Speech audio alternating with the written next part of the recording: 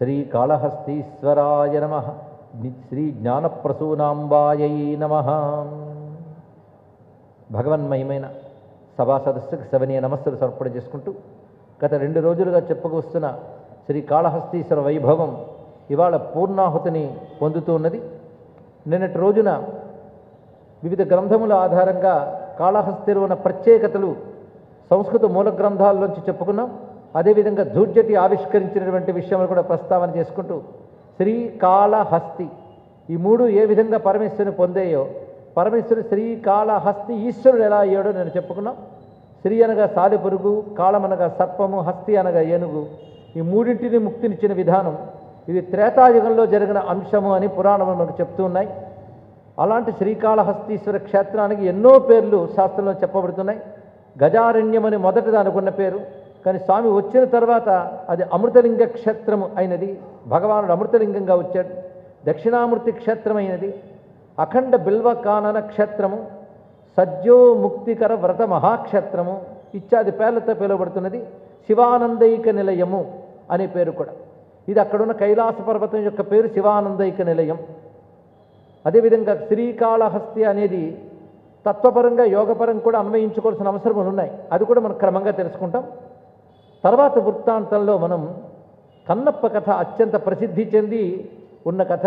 అయితే అత్యంత ప్రసిద్ధి వల్ల వచ్చిన పొరపాట్లు ఏంటంటే అనేక కల్పనలు ఇందులో చేరి అసలు స్వరూపం తెలియకుండా పోయింది. కన్నప్ప కథకు మూలములు ఏమిటి అంటే శ్రీకాళహస్తి మాహాత్మ్యము అని చెప్పబడుతున్న గ్రంథములు ఏవైతే స్థల పురాణంలో వాటిలో ఉన్నాయి, మిగిలిన పురాణముల యందు ప్రస్తావన చేసబడింది. అదేవిధంగా ఉపమన్యువు రచించిన శివభక్త విలాసము అనే గ్రంథంలో ఈ కథ ఉన్నది. అక్కడ ఈయన పేరు ధీరుడు అని పెట్టారు. అంటే సంస్కృతంలో ఈయన పేరు ధీరుడు అనే గ్రంథం చెప్తున్నది. ఇలాగే శ్రీకాళహస్తి మాహాత్మ్య గ్రంథంలో కూడా కనబడుతున్నది. తమిళంలో కూడా ఈ సంబంధించిన కథని చెక్కిలారు పెరియ పురాణంలో రచించాడు. ఇక్కడ పెరియ పురాణంలో కూడా ఈ కథ ఉన్నది. ఇన్ని చెప్పడం ఎందుకంటే ఇవన్నీ పరిశీలించి అందులో ఏదుందో అదే రచించాడు ఈ మహానుభావుడు ధూర్జటి కూడా. ఈ కథని కొంచెం ఏకాగ్రంగా వినవలసిన అవసరం ఉన్నది. ఎందుకంటే అసలు కన్నప్ప చరిత్ర మర్చిపోయేటంత కన్నప్ప కథ ప్రసిద్ధి చెందింది మనకి. దానికి కొంత కారణం చలనచిత్రాలు మొదలైన కన్నప్ప చరిత్రని ముందు తెలుగు కాని భాషల్లో తయారు చేశారు. తర్వాత తెలుగు భాషల్లో వచ్చింది. మళ్ళీ మళ్ళీ తీయడానికి కూడా సిద్ధపడుతున్నారు. కానీ నిజానికి కన్నప్ప అసలు చరిత్ర నాటకీకరణ నెపంతోనో లేక అసలు అందులో సూత్రం తెలియకపోవడం వల్లనో అనేక కల్పనలకు లోనై వచ్చినది. కానీ అసలైన కన్నప్ప చరిత్రను మనం ఇక్కడ చెప్పుకునేటప్పుడు మనకు తెలుగులో ధూర్జటి గారు చక్కగా అందించారు కనుక ఇది ప్రధానంగా చెప్పుకుంటున్న ఇందులో చెప్తున్నదంతా ప్రామాణిక పురాణ గ్రంథాల్లో ఉన్నదే చెప్పబడుతున్నది. ఎప్పుడైనా ఒక వృత్తాంతం దాని యొక్క ప్రామాణిక గ్రంథాల ద్వారానే తెలుసుకోవాలి, కానీ కల్పిత విషయాల ద్వారా కాదు. ఇందులో చెప్తున్న అద్భుతమైన అంశం ఆయన చెప్పిన తీరు ఒక మహాభక్తుడి కథను ఆవిష్కరిస్తున్నానన్న భక్తితో ధూర్జటి ప్రారంభించి రచిస్తున్నాడు ఈ గ్రంథాన్ని. అంతేకాదు మహానుభావుడు శంకర భగవత్పాల వారు శివానంద లహరిలో పేర్కొన్న ఒకే ఒక్క భక్తుడు కన్నప్పండి. మార్గావర్తిత పాదుకా పశుపతే రంగస్య కుర్చాయతే గండూషాంబు నిషేచనం పురరిపోర్ దివ్యాభిషేకాయతే కించిత్ భక్షిత మాంసశేష కబలం నవ్యోపహారాయతే భక్తి కిం న కరుత్యహో వనచరో భక్తావతంసాయతే అన్నాడు. భక్తి ఏదైనా చేస్తుంది. ఏం చేస్తుంది అంటే తోవలు నడిచి వచ్చిన పాదుక కూడా నిర్మాల్యం తీసే కూర్చి అవుతున్నది. ఎంగిలి నీరు కూడా అభిషేక జలం అవుతున్నది. కొరికి ఇచ్చిన మాంసపు ముక్కలు కూడా నివేదనలు అయిపోతున్నాయి.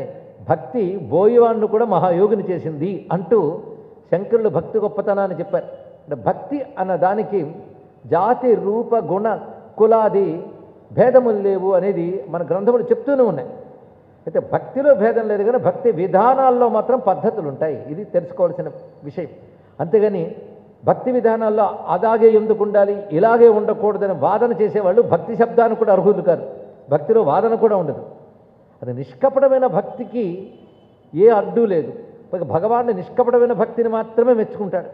అలాంటి నిష్కపట భక్తి ఎన్నో జన్మల పుణ్యం ఉంటే కానీ కలగదు.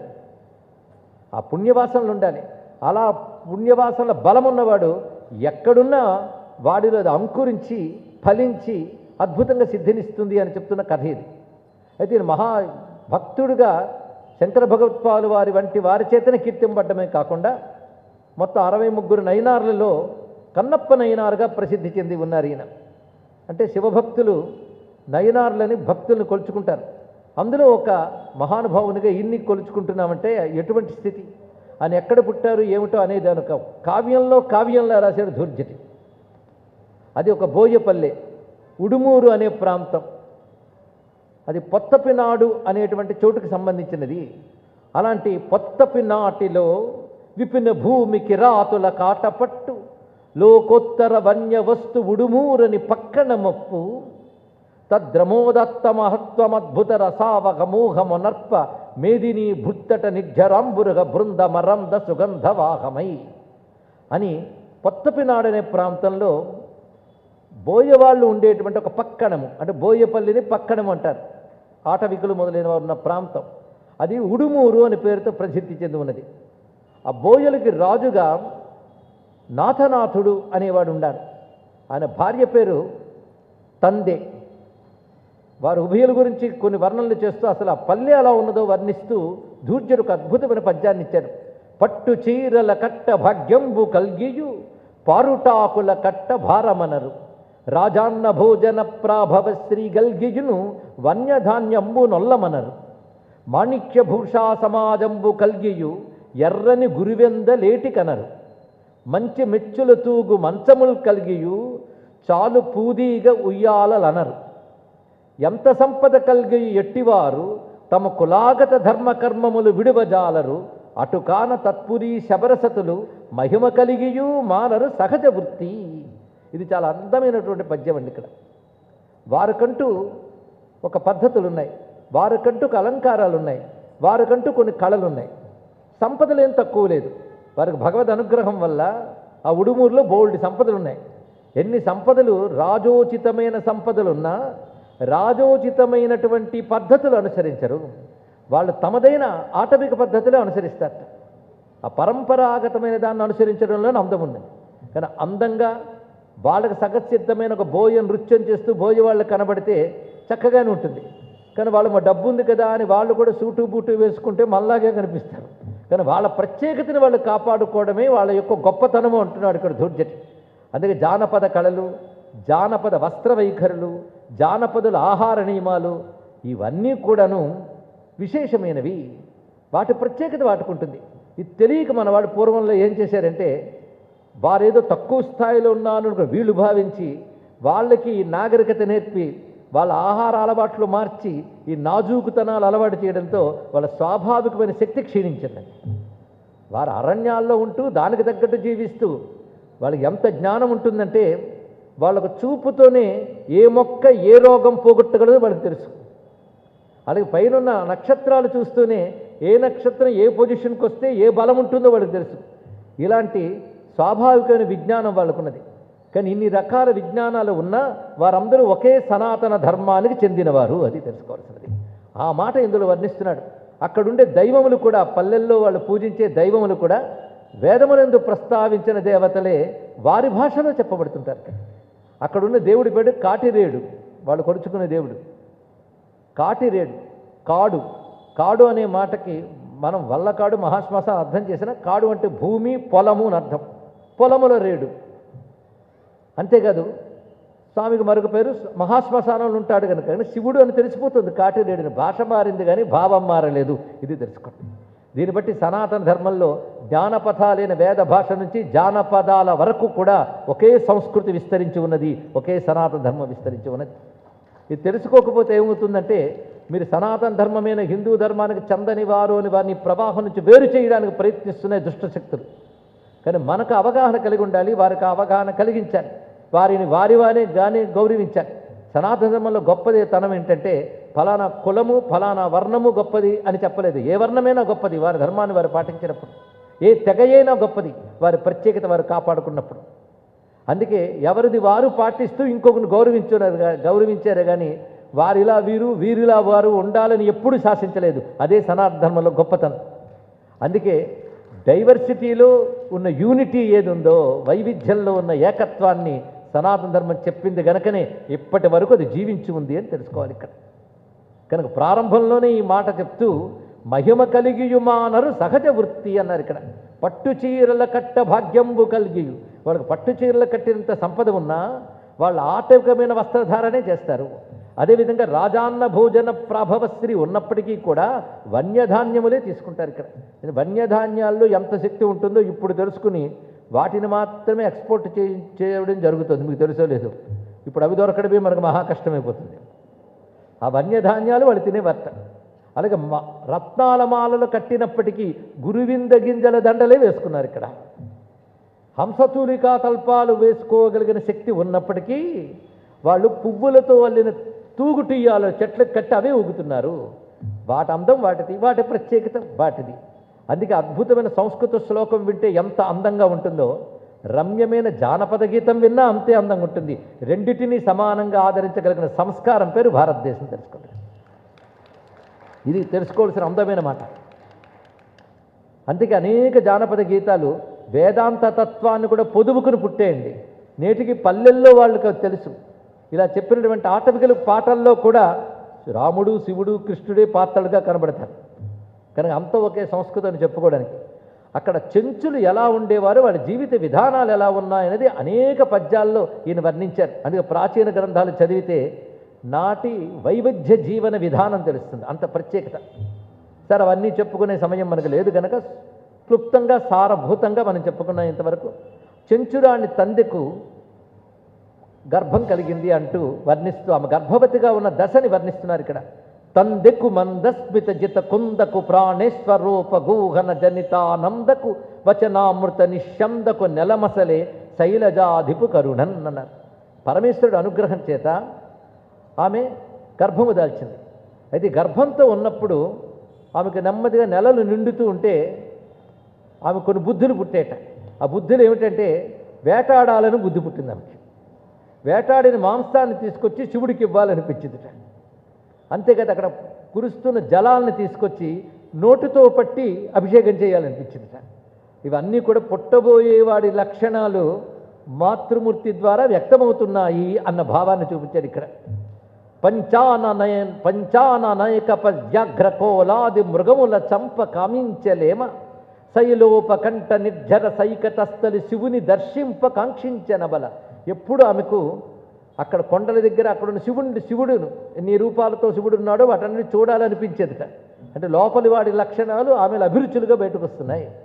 ఖండేందు శేఖరు గండూషితాంబుధారల మర్జనము సేయదలచి ఇంతి చవి అయిన ఘోణిమాంసంబు దొప్పల పెట్టే అభవన కర్పింప అతివగోరే. ఆమె అలాంటి కోరికలు కలుగుతున్నాయి. నేత్రనీలోత్పలంబుల నీలగడుని అర్చనము సేయ చింతించే అంబుజాక్షి. ఒక్కొక్కప్పుడు ఏమనిపించేందంటే కళ్ళు తీసి శివుడికి ఇచ్చేయాలనిపించేది.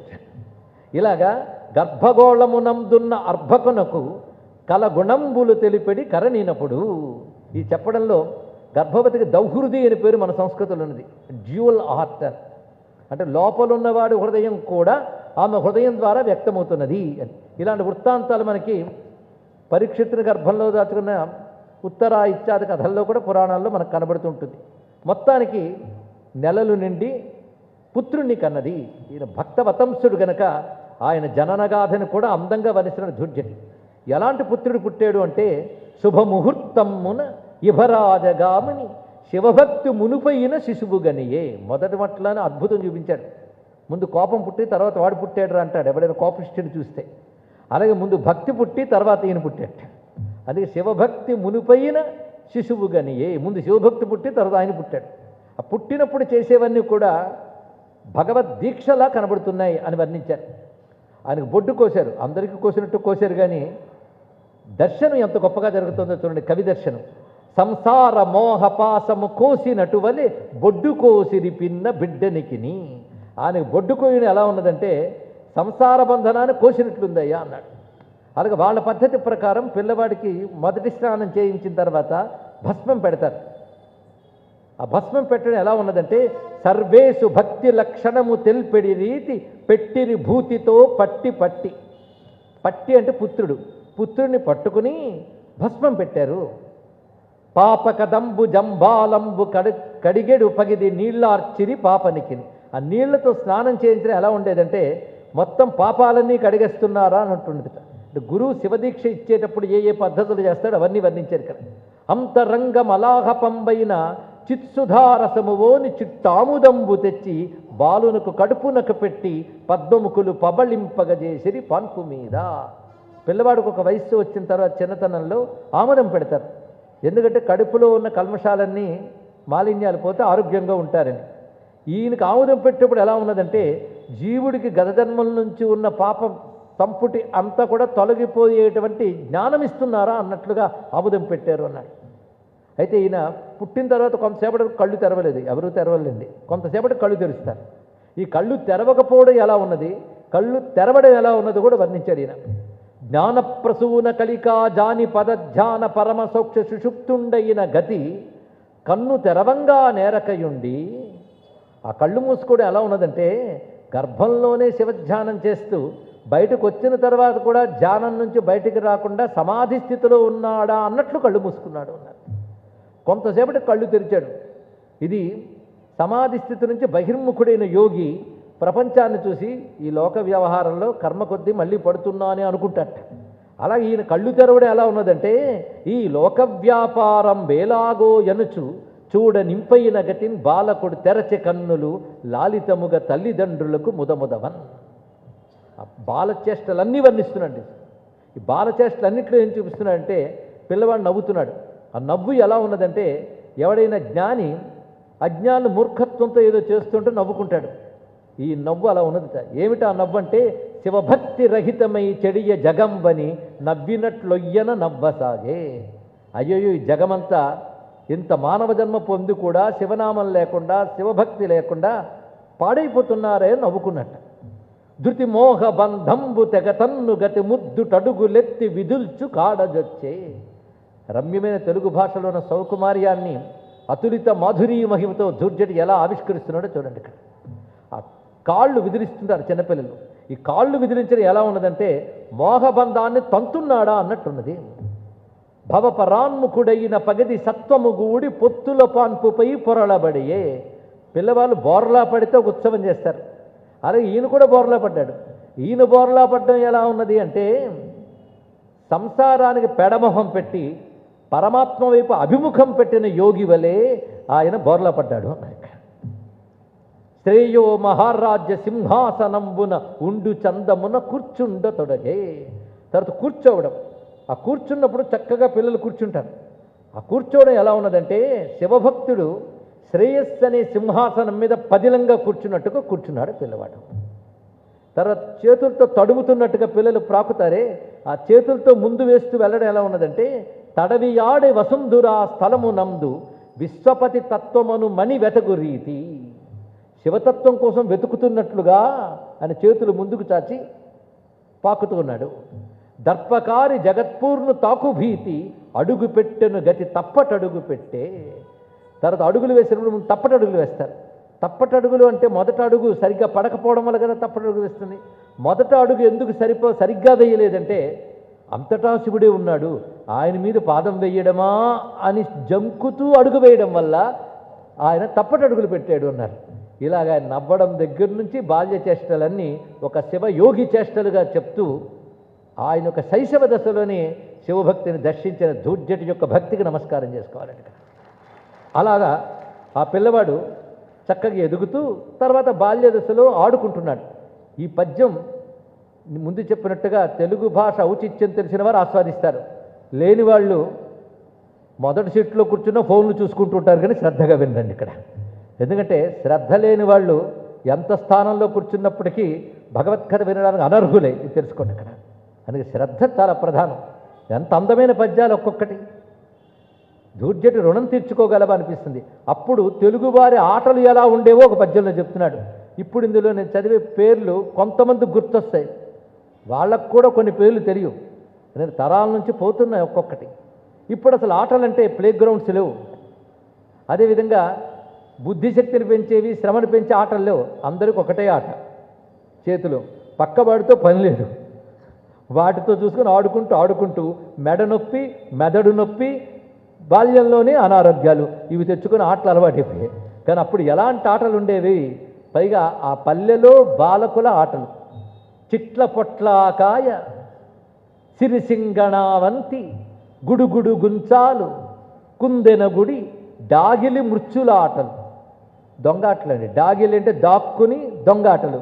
డాగిలి మృత్యులాటలు, గ్రచ్చకాయలు, వెన్నెల కుప్పలు, తన్ను బిల్ల, తూరన తుంకాలు, గీరన గింజలు, పిల్ల దీపాలంకి, బిల్లంగోడు, చుడుగుడొవ్వల పోటీ, ఇదే చెడుగుడు అంటాం మనం. చుడుగుడువ్వల పోటీ, చెండు కట్టిన బోది, అల్లి యుప్పన పట్టెలప్పళాలు, చిక్కనా బిల్ల లోటిళ్ళు, చిందరాది అయిన శైశవ క్రీడా విహార సరణి, చెంచు కుమరులతో ఉద్దలించుకాడు. అలా ఆడుతున్నాడు చెంచు కుమరులతో. ఆయనకు పేరు పెట్టారు తిన్నడు. మంచి పేరండి. సంస్కృతంలో ధీరుడు, తెలుగులో తిన్నడు. తిన్నదనమే తిన్నడు, తిన్నగా ఉండేవాడు తిన్నడు. ఇది ఆయన పేరా భక్తి పేరా మనకు అర్థం కాదు. భక్తి కూడా తిన్నగా ఉండాలండి, వంకరగా ఉండకూడదు. తిన్నదనం అంటే సూటిగా ఉండాలి. మనసొకలా, మాటొకలా, చేతొకలా ఉంటే వంకరతనం. మూడు ఒకలాగంటే తిన్నదనం. అది తెలుసుకోవాలి. దీన్ని ఆర్జవ శక్తి అంటారు, సంస్కృతంలో రుజుత్వం అంటారు, తెలుగులో మంచి పేరు తిన్నదనము. మనం తెలుగులో సాధారణంగా వాడే తెలుగు సంస్కృత పదాలకు కూడా తెలుగు పదాలు ఉన్నాయి, కానీ అవి చెప్తే అర్థం కావు, సంస్కృతం అర్థమయ్యే స్థితిలో మనం ఉన్నాం. అలాంటి మన తెలుగు పదజాలం ఒకటి ఉన్నది అని కృషి చేసిన వారు ఎంతమంది ఉన్నారండి తెలుగు భాషలో? నాకు తెలిసి ఒక్కడే కనబడ్డాడు. మనకంటూ తెలుగు పదాలను ఏరి సంస్కృత వాసన కూడా లేకుండా తెలుగువారికి కూడా ఒక పుష్టికరమైన భాష ఉన్నది అని తెలుగు పారిభాషిక పదాలని తీసుకువచ్చి ఋగ్వేదాన్ని ఆ తెలుగులో అనువదించి, లలితా సహస్రనామాల్ని ఆ తెలుగు భాషలో రాసి, విష్ణు సహస్రనామాన్ని ఆ తెలుగుతో భాషలో రాసి, శాస్త్రాన్ని కూడా తెలుగు భాషలో రాయవచ్చు అంటూ ఆయుర్వేద శాస్త్రాన్ని మన్కి మిన్కు అనే పేరుతో ఆయుర్వేద శాస్త్రాన్ని కూడా ఈ తెలుగుతో రచించిన మహానుభావుడి పేరు ఆదిభట్ల నారాయణదాస్ గారు. ఎందుకంటే భాషా సాహిత్యాల్లో కూడా ఇజం అనే దాన్ని తీసుకొచ్చి అక్కడ కూడా కులాల వాసన అంటగట్టి భాషను అధ్యయనం చేయకుండా చేస్తున్న పరిస్థితుల్లో మనం ఉన్నాం. కానీ ఎలాగ ఒక్కొక్కరు చేశారో కొంత తెలుసుకోవాలి. ఒకరిద్దరికైనా తెలుగు భాష మీద అభిమానం ఉన్న వాళ్ళకి పనికొస్తుంది. నీ మాట చెప్పాను. గుప్పించి శేషపద్యం అంతా కూడా ఇన్ని తెలుగు ఆటలు చెప్పిన ధూర్జటి గారికి నమస్కారం చేసుకుంటున్నాను. ఇక్కడ ఇలాంటి ఆటలు ఆడుకుంటూ ఉన్నాడు. వాళ్ళకు ఒక వయస్సు వచ్చేటప్పటికల్లా వారికి చేయవలసిన పనులు వాళ్ళకి చేస్తున్నారు. ఉపనయన సంస్కారం అని అంటారు. ఎవరి విద్యలు వాళ్ళకు ఉన్నాయండి. అందుకు ఒకరి విద్యలు జోలికి ఒకరు వెళ్లకుండా వారి పరంపరాగత విద్యాల్లో వాళ్ళు ఆరితేరేవారు. ఇప్పుడు అలా లేదు, పోటీలు అనవసరం అయ్యాయి. అందుకే ప్రతి వారికి వారికి తగ్గ విద్యలకి తగ్గ ఉపనయన సంస్కారాలు ఉండేవిట. ఈ విషయం మనకి కృష్ణ పరమాత్మ గోపాలకుడుగా బాలకుడుగా ఉన్నప్పుడు అక్కడ నందుడు మొదలైన వారు ఆ విద్యలకి తగ్గట్టుగా వాళ్ళకు సంస్కారం చేస్తారు, అది వారికి. ఇక్కడ వీరికి బోయలు కనుక వాళ్ళ విద్య మీద వాళ్ళకి గౌరవం, వాళ్ళ బ్రతుకు తెరువు మీద వాళ్ళకి గౌరవం. డిగ్నిటీ ఆఫ్ లేబర్ అంటున్నాం ఇప్పుడు, దాని మీద వారికి గౌరవం.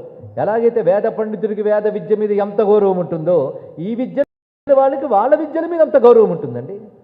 ఇది తెలుసుకోవాల్సిన అవసరం ఉన్నది. కానీ ఆ విద్య కోసం వాళ్ళకు సంస్కారాలు ఉంటే ఈ విద్య కోసం వీళ్ళకి సంస్కారాలు ఉంటాయి.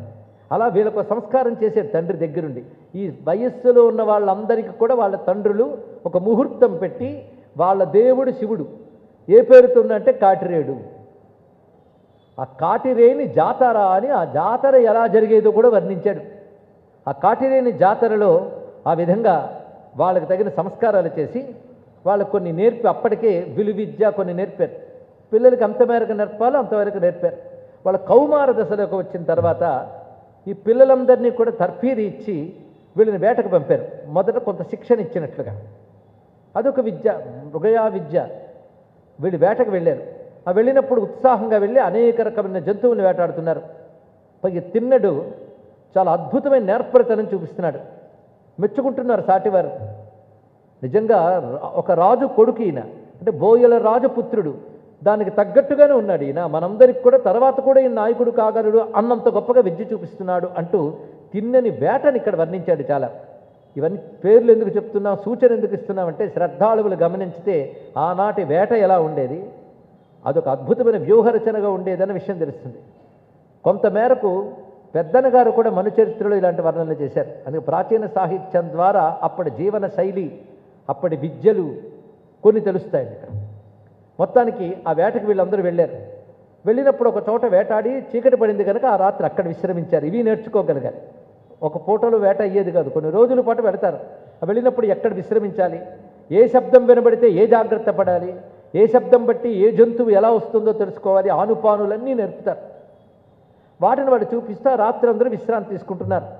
విశ్రాంతి తీసుకుంటున్న సమయంలో తిన్నడి కలలో, ఇక్కడ బాగా తెలుసుకోవాల్సింది, తిన్నడు చాలా చిన్నవాడే, కౌమార దశలోకి ప్రవేశించాడు. అంటే కౌమారము అంటే బాల్యం తర్వాత వచ్చేది కౌమారం, తర్వాత యవ్వనం. ఆ కౌమార యవ్వన సంధికాలంలో ఉన్నాడు ఆయన. అంటే అప్పటికైనా పెళ్లి కూడా కాలేదు. ఇది కూడా తెలుసుకోవాల్సింది.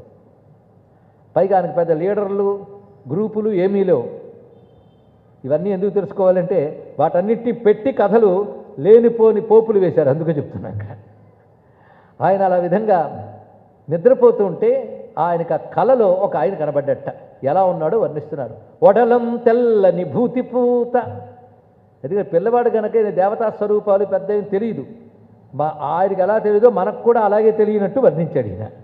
ఒడలం తెల్లని భూతిపూత తెలిసిపోతుందిగా తెలుగులోనే. వడలు అంటే శరీరం, శరీరంలో భూతిపూత. పులితోలు వడ్డాణము అల్లాడు కెంజడలు ఆత్మైక విచార నిశ్చల దృగబ్జాతంబు. పరమేశ్వరుడు అరగమోట్పు కనులతో ఉంటాడట. ఎందుకంటే అంతర్ముఖ దృష్టికి సంకేతంగా అలా ఉన్నది. అది ఆత్మైక విచార నిశ్చల దృగబ్జాతంబు. అచ్చయిన కచ్చడం అంశంబున. ఆ పైన ఒక చర్మం ఉత్తరీయంగా వేసుకున్నాడు. రుండమాల గల దేశస్థానవుంగ్రాలగా ఒకనొక పుర్రెల దండని వేసుకున్నాడు మెడలో.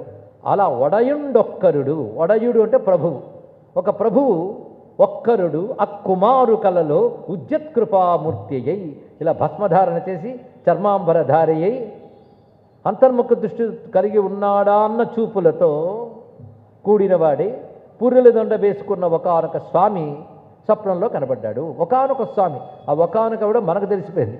ఆ పిల్లవాడికి కనబడి అంటున్నాడు, బాలక ఇచట శిలావటమూలంబున కొండదండ మొగలేటి ధరిన్ శైలసుతాపతి భక్తుల పాలిటి పెన్నిధి వసించు భక్తి కొలుగుమి.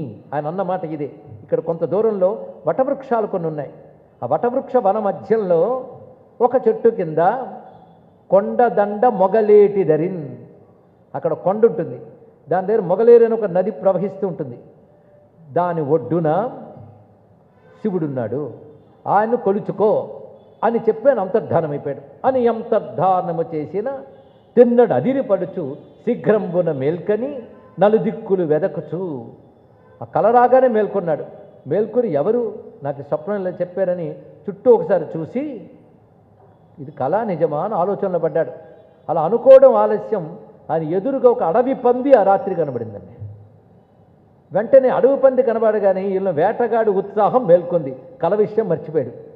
ఆ అడవి పందిని ఎలాగైనా పట్టుకోవాలి. పైగా ఇప్పుడు వేటాడినప్పుడు అనేక రకం చూశాను, కానీ ఇలాంటి అడవి పందిని ఎక్కడ చూడలేదు. ఇది ప్రత్యేకమైన అడవి పంది. ఎందుకంటే ఈయన కోసం ప్రత్యేకంగా సృష్టింపబడ్డ అడవి పంది కనుక అది చూసి ఎలాగైనా దీన్ని వేటాడాలి అని దాని వెనకాల పడ్డాడు. అది మహావేగంతో పరిగెత్తడం మొదలుపెట్టింది. ఈయన మహావేగంతో వెళుతున్నాడు. అది ఈయన చూస్తూ ఉండకొచ్చుట ఆగింది కదా అని బాణం వేయబోతే మళ్ళీ పరిగెత్తింది. ఈయన బాణం గురి చూసినప్పుడల్లా దిక్కు మార్చుకుంటూ తిరుగుతోంది. దాని తెలివితేటలు దానివి. అలా తిరుగుతుంటే జవమొప్పన్ వెను వెంట నంటి తరుమన్ సంవర్ధిత శ్రాంతి నుద్దబడిన్. అలా వెనువెంట వెళుతుంటే అది ఇంకా పరిగెత్తలేక అలసిపోయినట్లుగా నిలబడేదిట.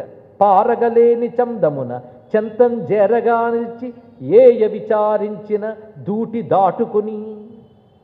బాణం వేద్దామనుకోగానే గురి దాటేసి తన నాశాచలం త్రిప్పి అన్ని దిక్కులు తిప్పి తిప్పి తిప్పి తీసుకెళ్ళిందిట. ఇది ఎలా ఉన్నది అంటే వెనకాల బాణం ఉందా ఎవడున్నాడా అని గమనించి కూడా తన ఇచ్ఛానుసారం తిరుగుతున్నట్టు వెళ్ళింది. ఇది ఎలా ఉన్నదంటే పాస విముక్తుండగు యోగి భావన ఎదుర్ఛావృత్తి వర్చించుచున్. ఏ పాసం లేనివాడు ఇష్టానుసారం తిరుగుతాడు. అంటే వాడు ఇల్లు పట్టు ఏమి ఉండదు కనుక తిరుగుతాడు. అలా తిరుగుతుందట. ఆ సూచన ఇవ్వడంలోనే ఎంత అందంగా ఉన్నదో. అలా వెళుతూ ఉంటే ఆయన వెంట వెళుతున్నాడు. చాలా దూరం తెచ్చి ఆ పంది మాయమైపోయింది. అప్పుడు చూశాడు, ఇదేమిటి పంది ఏమిటి ఇదేమిటి అనుకున్నాడు. ఆయనగా అవసట్లేదు, మంచి యువకుడు. చుట్టూ ఆ చెట్ల మధ్యలో ఒక జువ్వి చెట్టు నీడ లోపల శివలింగం కనబడిందండి. అప్పుడు కల గుర్తొచ్చింది. ఆశ్చర్యం ఏంటంటే ఆ శివలింగం చూసిన వెంటనే, చూసిన క్షణంలోనే ఆయన మనస్సు తాదాత్మ్యాన్ని పొందింది. ఇక్కడ తెలుసుకోవాల్సిన ఒక అంశం అంటే పూర్వజన్మల నుంచి వచ్చిన ఒకానొక యోగము పండినప్పుడు అంతవరకు జీవితాన్ని కూడా మర్చిపోతాం మనం. ఆ యోగం పండితే తన పరిసరాలు తాను మర్చిపోయాడు. ఎన్ని మార్లు ఎన్ని శివలింగాలు చూడలేదని మనం చూసిన తర్వాత కొంతసేపు ఇంకెళ్దామా అంటాం. కానీ ఆయన శివలింగం చూసినప్పుడే ఈయన ఎలాగ ఈయనలో మార్పు వచ్చిందో వర్ణిస్తున్నాడు. సంతోషంబున కాంచె తిన్నెడు, సంతోషంతో చూశాడు శివలింగాన్ని. అంటే జీవుడి యొక్క సంస్కారం అది మేల్కొంది ఆ సమయంలో. ఆ శివుడిపై ప్రేమ, చూసిన వెంటనే ప్రేమ. ఏమంటే శాస్త్రాలు వింటాం, ప్రవచనాలు వింటాం, శివభక్తి బాగుంది, రేపటి నుంచి భక్తిగా ఉంటాను అనిపిస్తుంది. జన్మంతో అయిపోతుంది కానీ భక్తి రాదు. అలాంటిది ఏమీ తెలియని వాడికి శివుణ్ణి చూసిన వెంటనే భక్తి కలిగిందంటే దీనినే స్వాభావిక భక్తి అంటారు, సహజ భక్తి అంటారు, నైసర్గిక భక్తి అంటారు, సిద్ధభక్తి అంటారు. పూర్వపుణ్య విశేషం వల్ల ఇలాంటి భక్తి కలుగుతుంది. ఇది అవ్యాజ భక్తి, అన్కండిషన్డ్ భక్తి. అందుకని ఇంత స్తోత్రం చేశాను కనుక కోరిక నెరవేరితే భక్తుడిని అవుతారన్న కండిషన్ లేదు అక్కడ. ఈ భక్తిని ఏం వర్ణిస్తాం? ఎందుకంటే ఇంత భక్తిని వర్ణిస్తే కానీ తెన్నుడు అర్థం కాడు. తెన్నుడు అర్థమైతే కానీ కథ తిన్నగా అర్థం కాదు మనకి అక్కడ. అందుకే తిన్నడు ఆయన సంతోషంబును కాంచె తిన్నడు, సమస్త వ్యాపకానంత వేదాంత స్థాపిత చిన్మయాంగము, అవిద్యాధ్వాంత సంతాన సంక్రాంత స్వాంత నిశాంత జంతుసుఖ మార్గప్రాపక భంగరు కాంతాపాంగము, దివ్యలింగము వివిక్త జేయ నిర్లింగమున్ సంతోషంబున కాంచె తిన్నడు. ఆ శివలింగం అంటే ఏంటో చెప్తున్నాడు. శివలింగం అంటే ఉపనిషత్ ప్రతిపాద్యమై సర్వవ్యాపకమైన చిత్తత్వమే శివలింగము. అది మొదటి వాక్యం యొక్క విశేషం. రెండవది అవిద్య అనే అంధకారాన్ని పటాపంచలు చేస్తూ బ్రహ్మానందాన్ని ప్రకాశింపజేసే జ్యోతిస్వరూపమే శివలింగము. అలాంటి శివలింగాన్ని చూశాడు. కాంచి రోమాంచ కంచుకోదంచి తాంగుడగుచు ఆనంద బాష్పంబులతిశయిల్ల అమ్మహాలింగమునకు సాష్టాంగనతులు చేసి ముకులిత హస్తుడై చేరబోయి. శివలింగాన్ని చూస్తూ ఉంటేనే కళ్ళ నీళ్ళు వచ్చాయనికి. కొంతమంది భక్తులకి భగవంతుడి గురించి వర్ణించితే కళ్ళ నీళ్ళు వస్తే ఒళ్ళు పులకిస్తుంది, గొంతు బొంగురిపోతుంది. అదే చెప్తూ ఆనంద బాష్పములతో రోమాంచమనే ఘనకంచుకము అని వర్ణిస్తూ కనుల ఆనంద బాష్పములు రాలుతూ ఉండగా హొయ్యలు మీర నడలు గల్గు సరసుని సదా కనుల జూచుచును పులక శరీరులై ఆనందపయోధి నిమగ్నులై ముదంబునను యశము గలవారు ఎందరో మహానుభావులను త్యాగయ్య. ఎన్నో పుణ్యాలుంటే కానీ భగవంతుడి గురించి వినగానే కళ్ళు చెమర్చడం, ఒళ్ళు పులకించడం కలగదండి. కొంతమంది ఎన్ని విన్నా ఒకేలా ఉంటారు. పక్కవాడికి అలాంటి స్పందన కలిగితే ఏమిటి వికారం అంటారు. వాడికి కలగదు సరి కదా, ఇంకోటి కలిగితే తట్టుకోలేడు.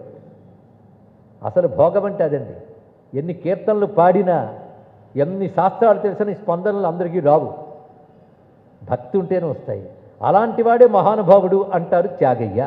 అలాంటి మహానుభావుడు ఆయన గనక.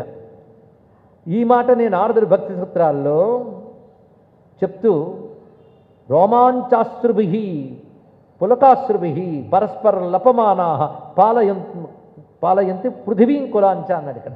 పావయంతి, సర్వ జగత్తుని పవిత్రం చేసేవాళ్ళు ఎవరు అంటే భగవంతుని తలుచుకుంటే ఒళ్ళు పులకించి కనులు చెమరించి ఆనందంతో తాదాత్మ్యం చెందిన ఒక భక్తుడు నడయాడితే ఆ చోటు క్షేత్రమవుతుంది, అతని ముట్టిని నీరు తీర్థమవుతుంది అని చెప్పారు. అతనికి కేవలం భగవద్ అనుభూతే తప్ప భగవంతుడి నుంచి ఇది ఆశించడు. ఇలాంటి భక్తి అర్థం కావడమే కష్టమండి.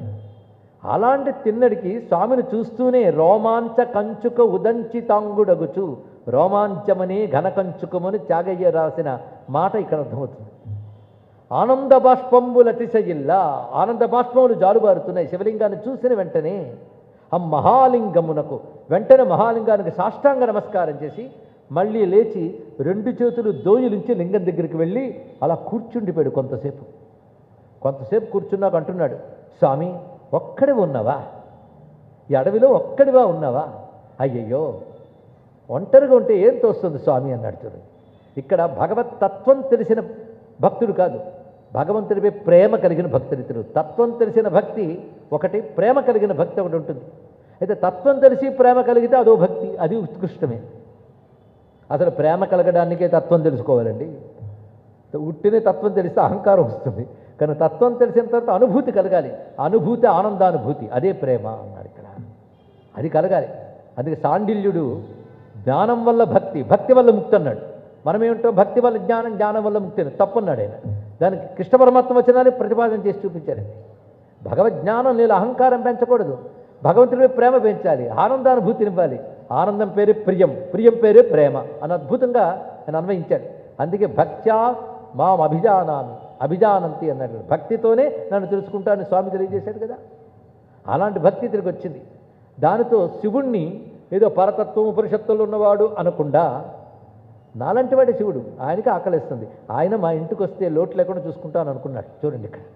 అందుకు కొంతమంది అంటున్నారు ప్రేమని పోగొట్టే జ్ఞానం కంటే జ్ఞానం లేని ప్రేమ గొప్పది అన్నారు. ఇక్కడ తెలుసుకోండి. ఇక్కడ అదే శివుడు సర్వవ్యాపకుడు, ఆయనకు ఆకలిస్తుందా? నీకు అనవసరం. ఆయనకు ఆకలిస్తుంది కానీ అన్నం పెట్టాలనుకున్నావే, ఆ ప్రేమ గొప్పది, అది భక్తి. ఎందుకంటే ఇందులో శివుడి నుంచి ఏదో ఆశించేయడం కాకుండా శివుడికి ఏదో అర్పించడం ఉంది ఇక్కడ. కనుక ఆశించే భక్తి కంటే అర్పించే భక్తి గొప్పది, కనుక అర్పణ చాలా గొప్పదండి. బహుశా ఇలాంటి అవ్యాజమైన భక్తి గురించి చెప్పే ఒకే ఒక్క మతం హిందూ మతం మాత్రమే. అంతేగాని నువ్వు ప్రార్థించనిచో నీ కోరిక నెరవేరును అనగానే మతం మారిపోయి పాపాత్ముడికి అది అర్థం కాదండి. ఇక్కడ ఎలాగైనా నా స్వామి అనడం చిన్న విషయమా?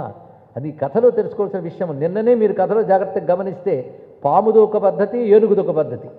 ఈమె పద్ధతి ఆమెకు నచ్చలేదు, ఆమె పద్ధతి ఈమెకు నచ్చలేదు. ఇద్దరి పద్ధతులు శివుడికి నచ్చాయి, తెలుసుకోండి. అలాగని చెప్పి మీరు మారిపోండి అనలేదు. ఇక్కడ ఇద్దరి పద్ధతులు చూసి ఇద్దరిని అనుగ్రహించాడు. ఇది గమనించుకోవాల్సిన ప్రధానమైన అంశం. కనుక భేదం అనేది మన సాధనలో ఉంటుంది కానీ ఈశ్వరుల్లో ఉండదు. ఒక్కొక్కరు ఒక్కొక్క రకమైన పద్ధతిలో పూజిస్తారు. పద్ధతులు మనకి, పరమాత్మకు కాదు. పరమాత్మకు పద్ధతులు లేవు కదా అని మన పద్ధతి లేకుండా బ్రతకూడదు. ఇది తెలుసుకోండి. ఇక్కడ భగవంతుడు కదండి, ఆయనకేం పద్ధతి ఉంటుంది? ఆయనకి ఏమి ఉండదు. విషం కూడా మింగుతాడు. నువ్వు మింగి చూడు. ఆయన నొసట నిప్పు ఉంది, నీ నొసట.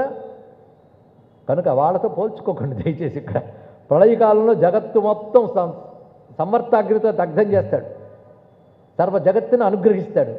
ఈశ్వర కృత్యములు మనం అనుకరించడానికి లేదు, కానీ ఈశ్వరుడి పద్ధతులకు నమస్కారం చేయాలి, మన పద్ధతులు మనం పాటించాలి. ఇది తెలుసుకోండి. ఈ సూక్ష్మములు తెలియక వాళ్ళు ఆ పద్ధతిలో ఉంటే వాళ్ళు మతం మారిపోతారని చెప్పి ఈ పద్ధతులు వాళ్ళకి ఇవ్వాలని చెప్పి సామాన్యంగా భగవద్భక్తి కలిగిన వారిని అర్చకులు చేసేయాలి, పూజారులు చేసేయాలని ఉద్యమించే వాళ్ళు కొన్ని విషయాలు తెలుసుకోవాలండి.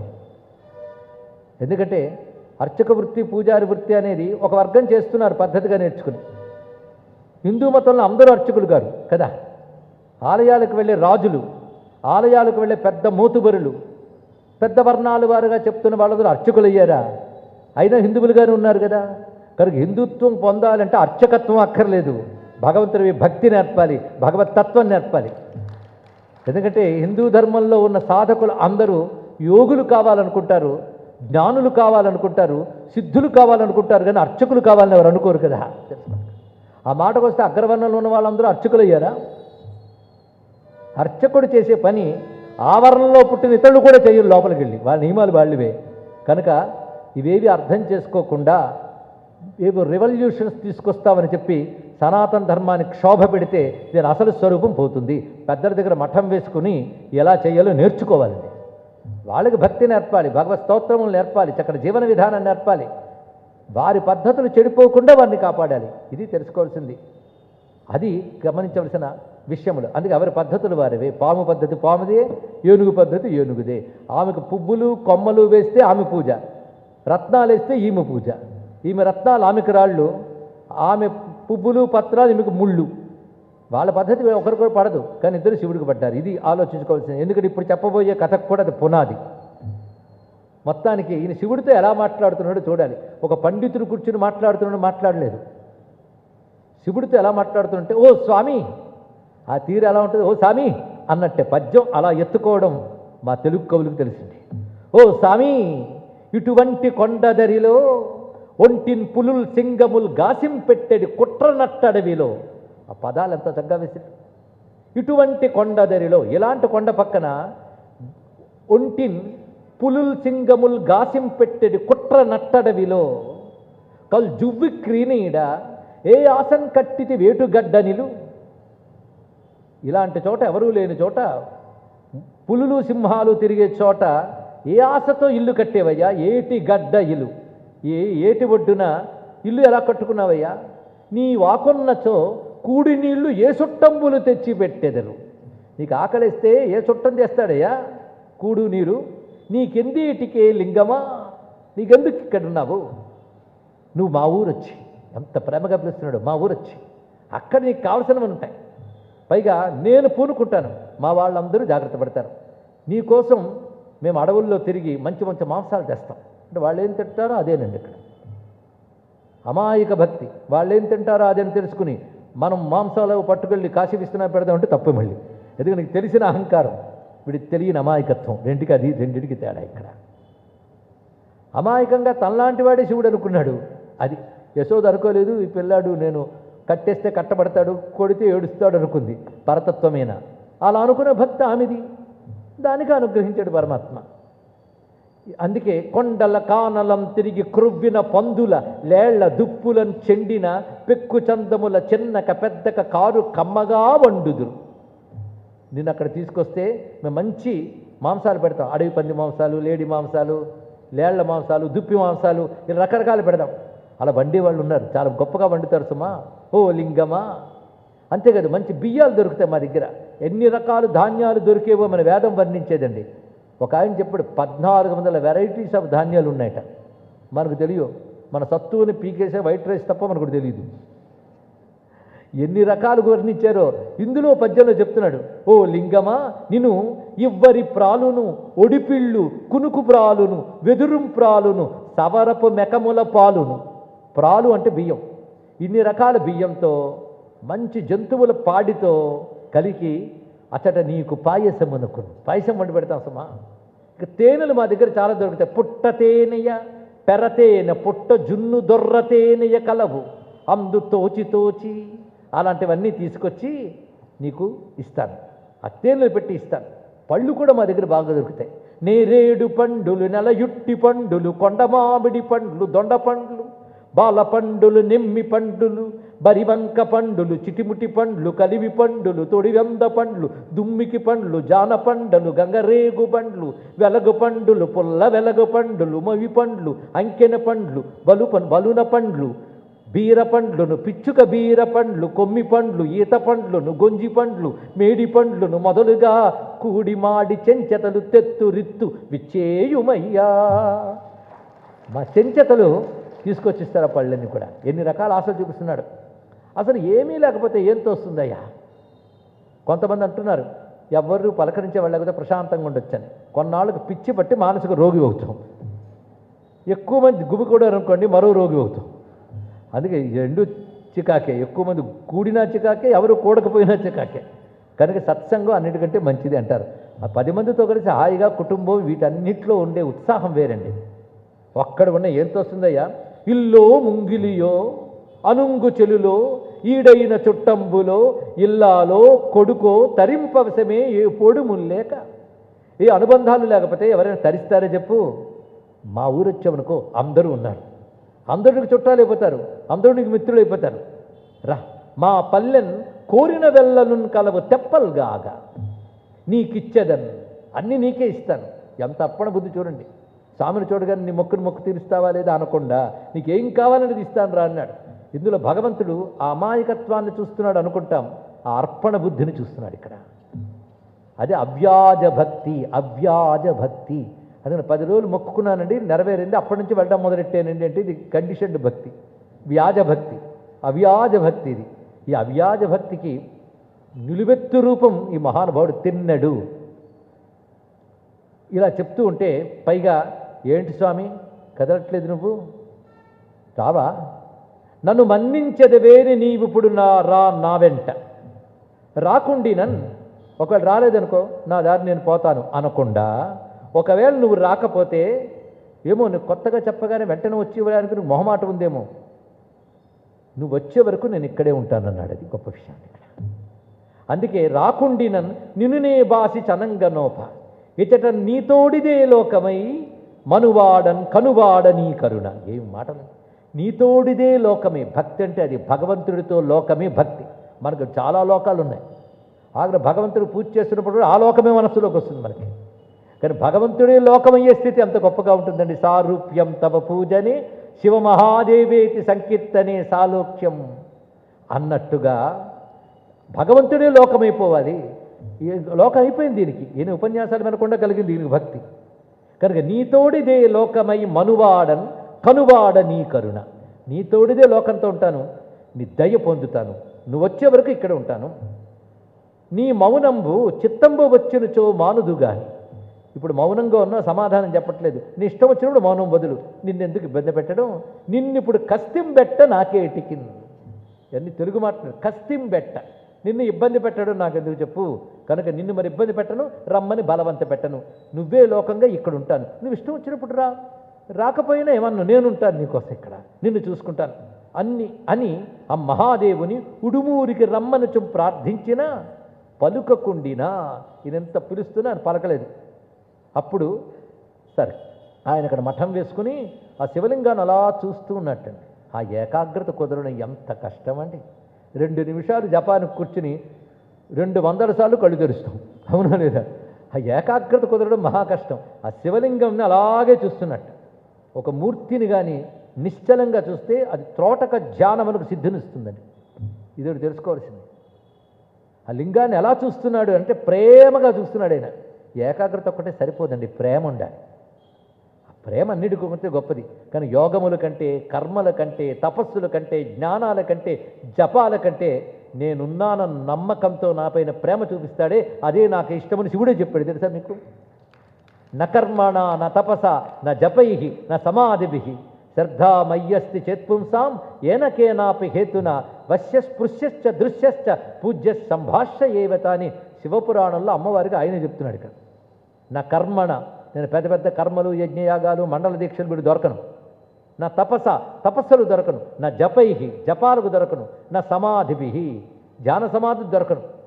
ఏదో కారణం చేత నాపై శ్రద్ధ కలిగి ఉంటే అలాంటి భక్తుడు నన్ను చూడగలడు, నన్ను లొంగదీసుకోగలడు, నన్ను ముట్టుకోగలడు, నాతో మాట్లాడగలడు అని చెప్పాడు. వశ్య స్పృశ్యశ్చ దృశ్యశ్చ పూజ్య సంభాష్య ఏవచ. ఇది శివుడిచ్చిన మాట, మనం నిలబెట్టుకోవాలిగా.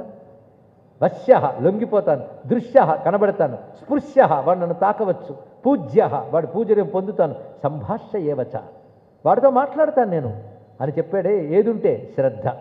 అందుకే ఎన్నైనా ఇస్తాడు కానీ అది ఇవ్వడండి భగవంతుడు. అది ఇచ్చాడే ముక్తి గ్యారంటీ.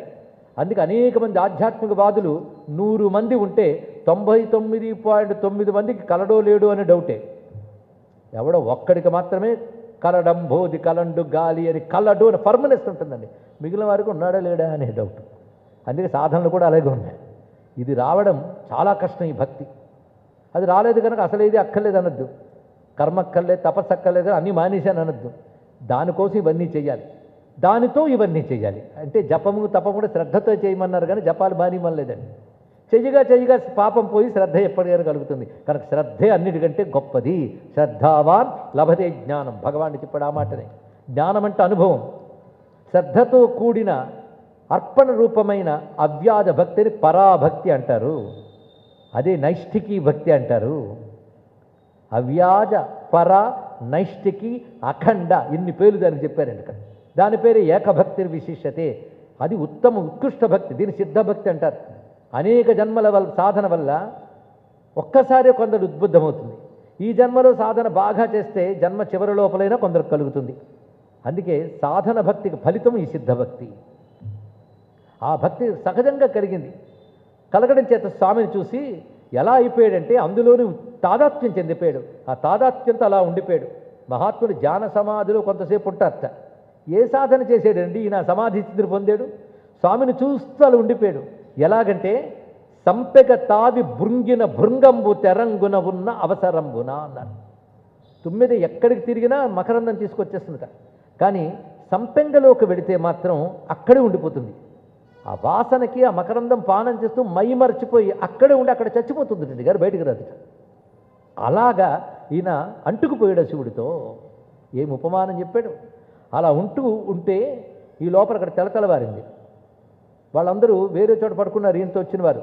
వాళ్ళు లేచి ఏంటి ఈయన మన తిన్నుడు కనబడలేదు, మన రాజుగారి కొడుకు యువరాజు ఎక్కడికి వెళ్ళాడు ఏమిటి అంటూ వెతుక్కుంటూ వచ్చారు. అందులో ఈయన వెళ్ళిన జాడ, పంది వెళ్ళిన జాడ కనబడ్డాయి. అడుగుజాడలు పట్టుకుంటూ ఇక్కడికి వచ్చేటప్పటికల్లా ఈయన కనబడ్డాడు. ఈయన మాత్రం అలాగే ఉన్నాడు ధ్యాన సమాధి స్థితిలో. ఇలాగా కళ్ళు మూసుకోలేదు, కళ్ళు తెరిచే సమాధిలో ఉన్నాడండి. కళ్ళు మూస్తే సమాధి, కళ్ళు తెరిస్తే ప్రపంచం అంటే ఏం మాట అండి. కళ్ళు తెరిచినా కళ్ళు మూసినా శివుడే ఉండే స్థితి వర్ణనకు అందుతుందా? ఆయన చూసి వెళ్ళి, అన్నా ఏమిటి ఇక్కడికి వచ్చి కూర్చున్నావు? ఆ పంది ఎక్కడికి వెళ్ళిపోయింది, నీకేమయ్యిందో అని మేము కంగారు పడిపోయాం. అన్నా నిన్నెలయించి తెచ్చిన వరాహము ఎందుబోయను?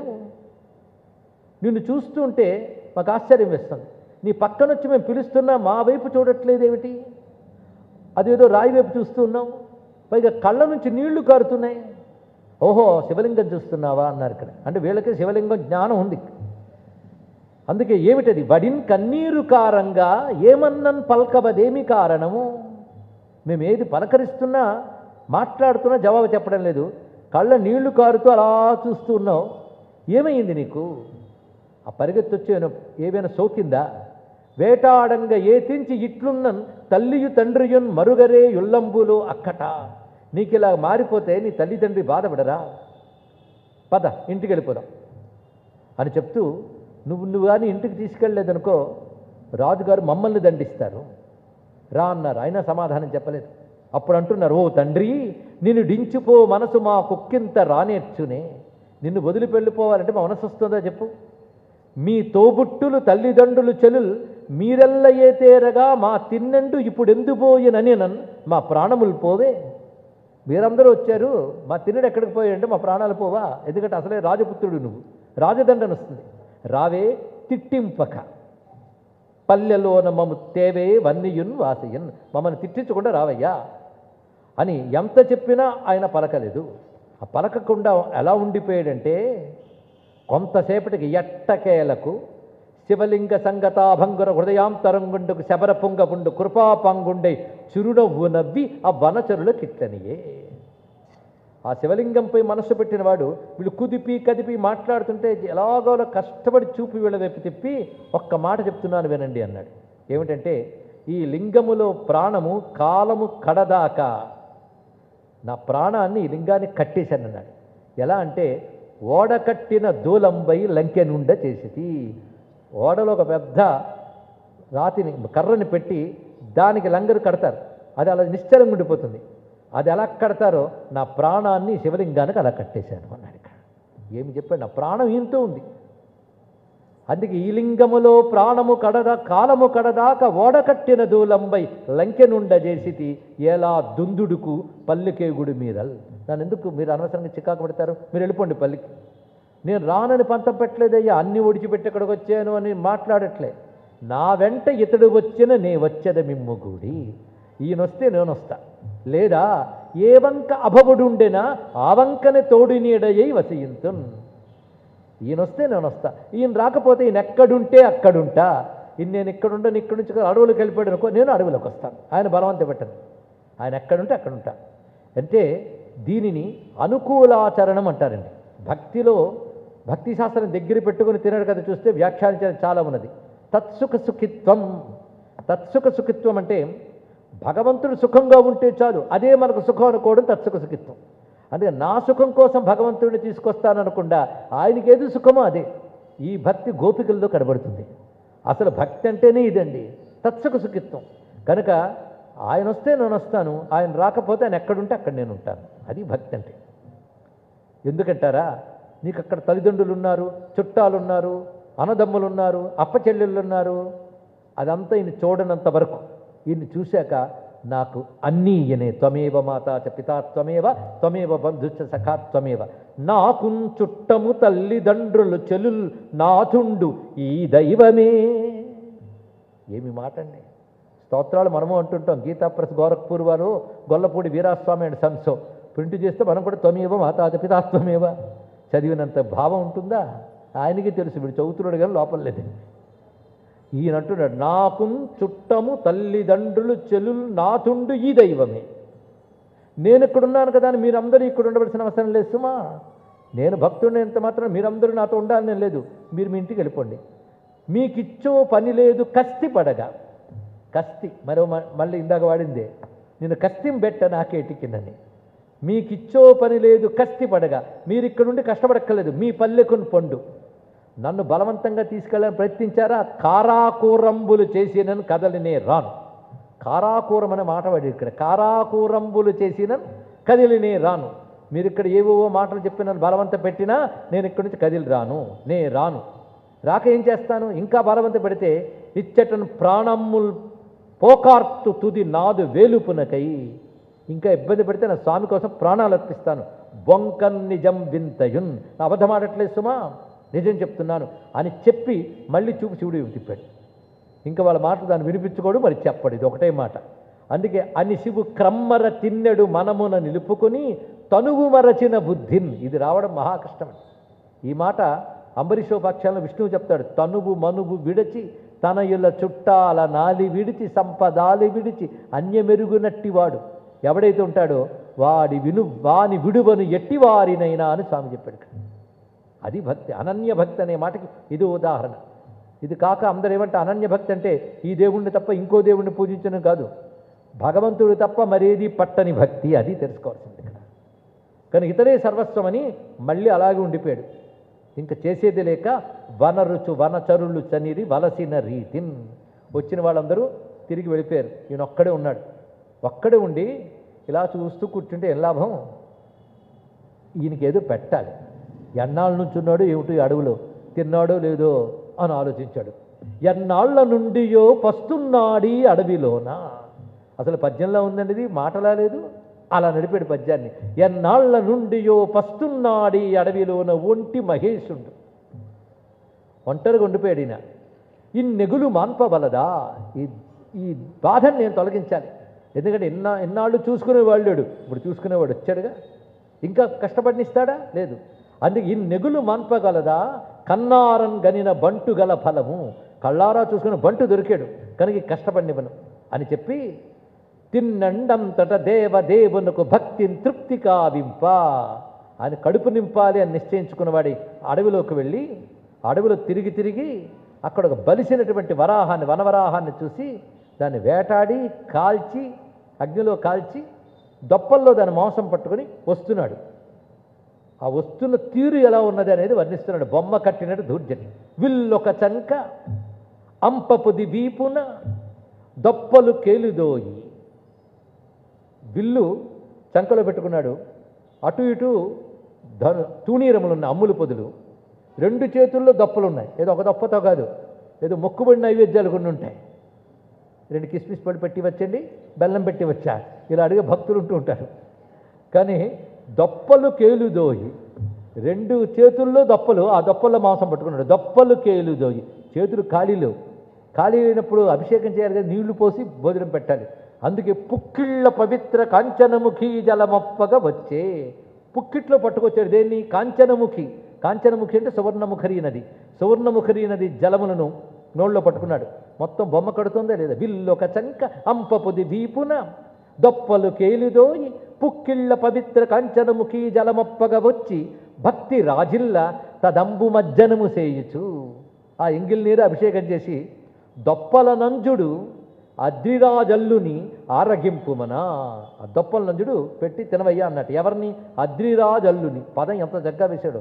కొండలరాజు అల్లుడిని తినమన్నాడు. కొండలరాజు అల్లుడు ఎవరండి, ఇంతమంది చెప్తే ఎలా అండి.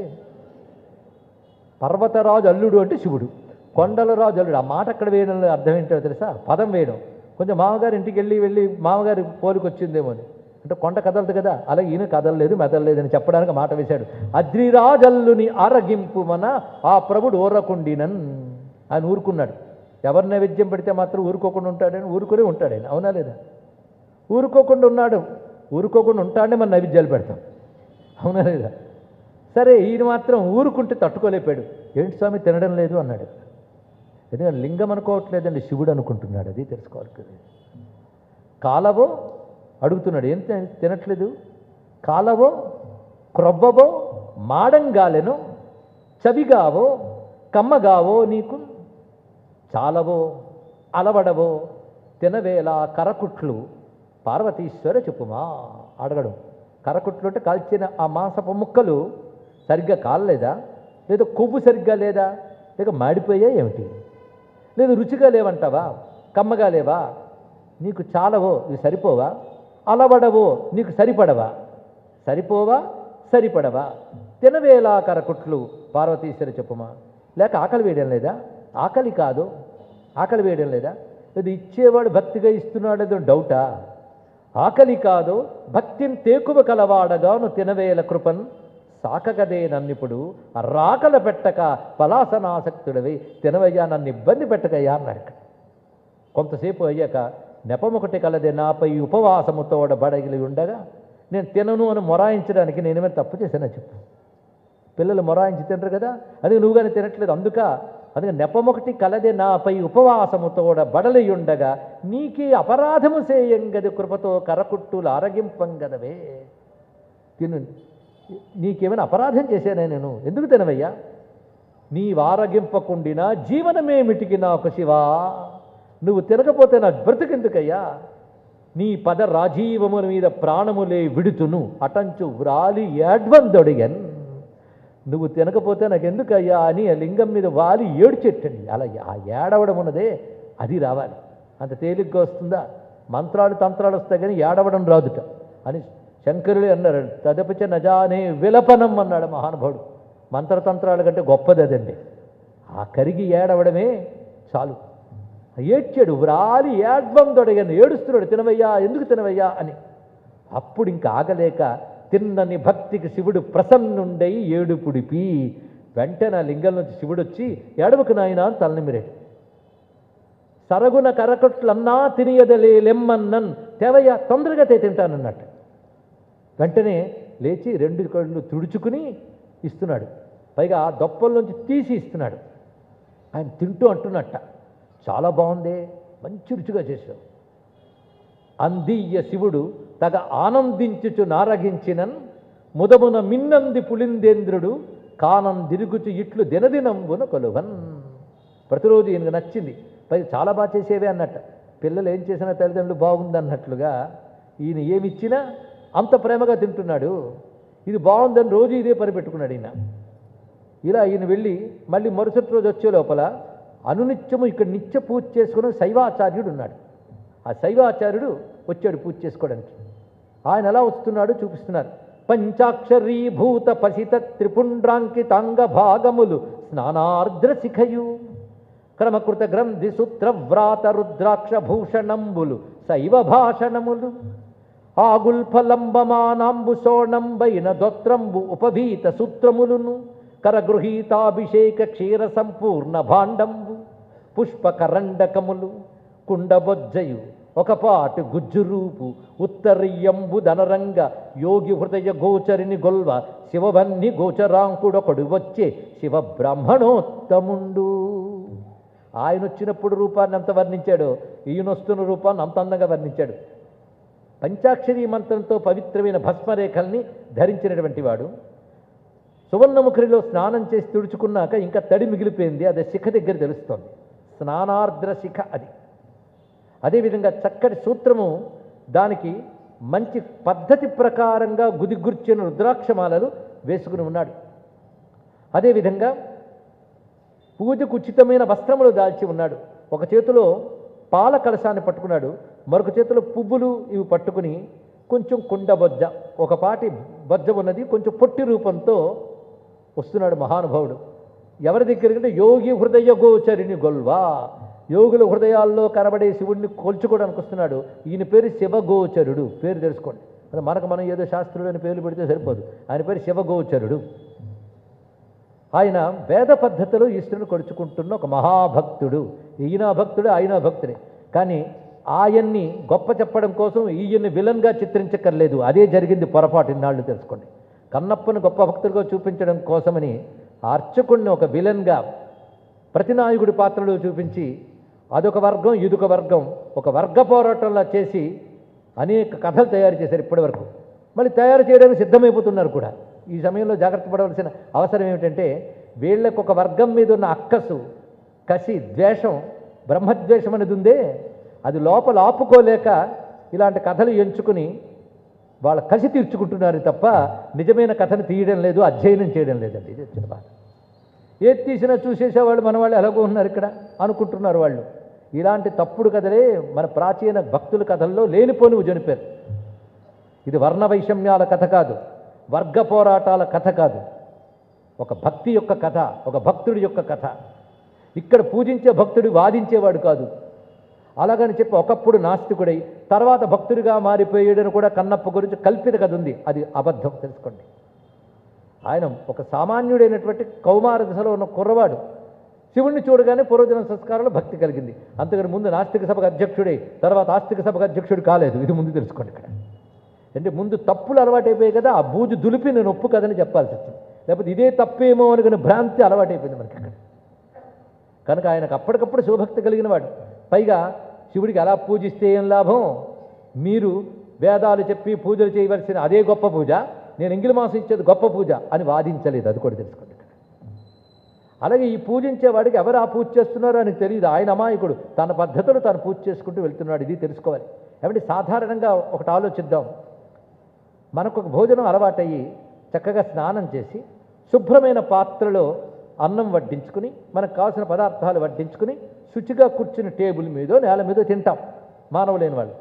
అది ఎవడో వచ్చి ఏవో చేతులు కూడా కడుక్కోకుండా వచ్చి దుమ్ము పట్టిన చేతులతో అన్నం అలా పడేసుకుని నోట్లో పెట్టుకుంటుంటే ఈ నాజుగ్గా నాగరికంగా తిన్నవాడికి ఏమనిపిస్తుందండి? చెప్పండి, ఏమిటది? అనిపించదు. అంత మాత్రం చేత వర్గ వైషమ్యం వర్ణద్వేషం అంటారండి ఎవడైనా? అలా ఒక పద్ధతి అలవాటైనప్పుడు ఆ పద్ధతులు పూజించాలి అని ఒక శాస్త్రం ఉన్నప్పుడు ఆ పద్ధతులు చేస్తారు. అది ఒక సదాచారము, ఒక శాస్త్రనిష్ట, ఆ శాస్త్రం చెప్పిన ప్రకారం ఒక పద్ధతిగా పూజ చేయడం, దానికి తగ్గ వస్త్రధారణ, దానికి తగ్గ నియమపాలన చేస్తున్నది భగవత్ కృప కోసం. భగవత్ శక్తిని ఆ ఆలయంలో ప్రోధి చేయబడ్డ శక్తి ద్వారా లోకక్షేమం కలిగించడం కోసం కదా వాడు చేస్తున్నాడు. ఇక్కడ ఆలయంలో నియమంగా భగవంతుడిని సేవిస్తే అక్కడ శక్తి కేంద్రీకృతమై ఆలయ నియమాల ప్రకారం భగవంతుడిని పూజించాలి అనేది ఆలయం ఏర్పరిచిన పెద్దలే ఆగమ శాస్త్రాన్ని ఏర్పరిచారు. అతని దేవుడు అని చెప్పింది వాళ్ళు, ఆ దేవుడిని ఎలా అర్చించాలో చెప్పింది వాళ్ళు. అలా అర్చించడం వల్ల ఆ పవిత్రత వల్ల, నియమపాలన వల్ల అక్కడ దివ్యశక్తి రక్షింపబడి అది సమాజాన్ని, ప్రపంచాన్ని రక్షిస్తుంది. అందుకు వాళ్ళ నియమాన్ని పాటిస్తారే తప్ప అది వైషమ్యం కాదు, అహంకారము కాదు, ద్వేషము కాదు. దాన్ని మన్నిస్తూనే దానిలా జీవించని వాళ్ళు గుడికి వెళ్ళి దండం పెట్టుకుని పుష్పమో ఫలమో ఇచ్చి నమస్కరించి స్వామి అనుగ్రహం పొందుతున్న వాళ్ళు ఎందరో ఉన్నారు. అన్నమాచార్య వెంకటేశ్వరుడు భక్తుడే, కానీ ఆయన ఆలయంలో ప్రవేశించిపోయి వీళ్ళలాగా తాను అర్చన చేయరు, భక్తుడుగానే కొడుచుకున్నాడు. రామదాసు అంతే చేశాడు, త్యాగయ్య అంతే చేశాడు. అవునా కదండి? కనుక అక్కడ జరిగే ఆలయ అర్చనా వ్యవస్థ దాని నియమం దానిదే. కానీ వాళ్ళని మనం ఒక ప్రతినాయకుల్లా చిత్రీకరించి రెండు వర్ణ వైషమ్య, వర్గ వైషమ్యాలను చిత్రీకరించాలనుకోవడం కన్నప్ప కథకి ద్రోహం చేసినట్టు తెలుసుకోండి. ఇక్కడ ఇవి తెలియకుండా ఆ కథలు కల్పన చేసేసి వాటిలో లేనిపోని మాటలు రాసి సంప్రదాయవాదులందరూ ఇలా ఉంటారు అని ఒక దురభిప్రాయాన్ని ప్రజల్లో కలిగిస్తూ తరతరాలకు వ్యాప్తి చేస్తున్నారు. అవునా లేదా మీరే చెప్పండి. ఎందుకంటే సత్యాన్ని ఆవిష్కరించేటప్పుడు వ్యక్తిగతమైన అభిప్రాయాలు ఉండవు. ఇది తెలుసుకోండి. ఇక్కడ శాస్త్రాన్ని చెప్పడమే తప్ప వ్యక్తిగత అభిప్రాయాలు ఉండవు, వ్యక్తుల్ని ఎత్తి చూపించడము ఉన్నది ఇక్కడ. కానీ ధర్మాన్ని ఎవడైనా వక్రీకరిస్తే ప్రశ్నించాలి గనక ప్రశ్నిస్తున్నాను తెలుసుకోండి. అసలు కథను తెలుసుకోవాలి. ఇక్కడ ఆ కన్నప్ప కథ ఎవరికి తెలియదండి అని కూర్చోవడం కాదు, అసలు కథ తెలుసుకోండి. ఇక్కడ ధూర్జటి గారు కానీ, ఉపమన్యు మహర్షి కానీ, సెక్యులార్ పెరియ పురాణం కానీ వీరందరూ కూడా కన్నప్ప కథను వర్ణించేటప్పుడు యథాతథంగా చెప్పారు. అక్కడ కన్నప్పని తగ్గించలేదు, వీరిని తగ్గించలేదు, ఇద్దరిని రెండు భక్తుల్లా చెప్పాడు.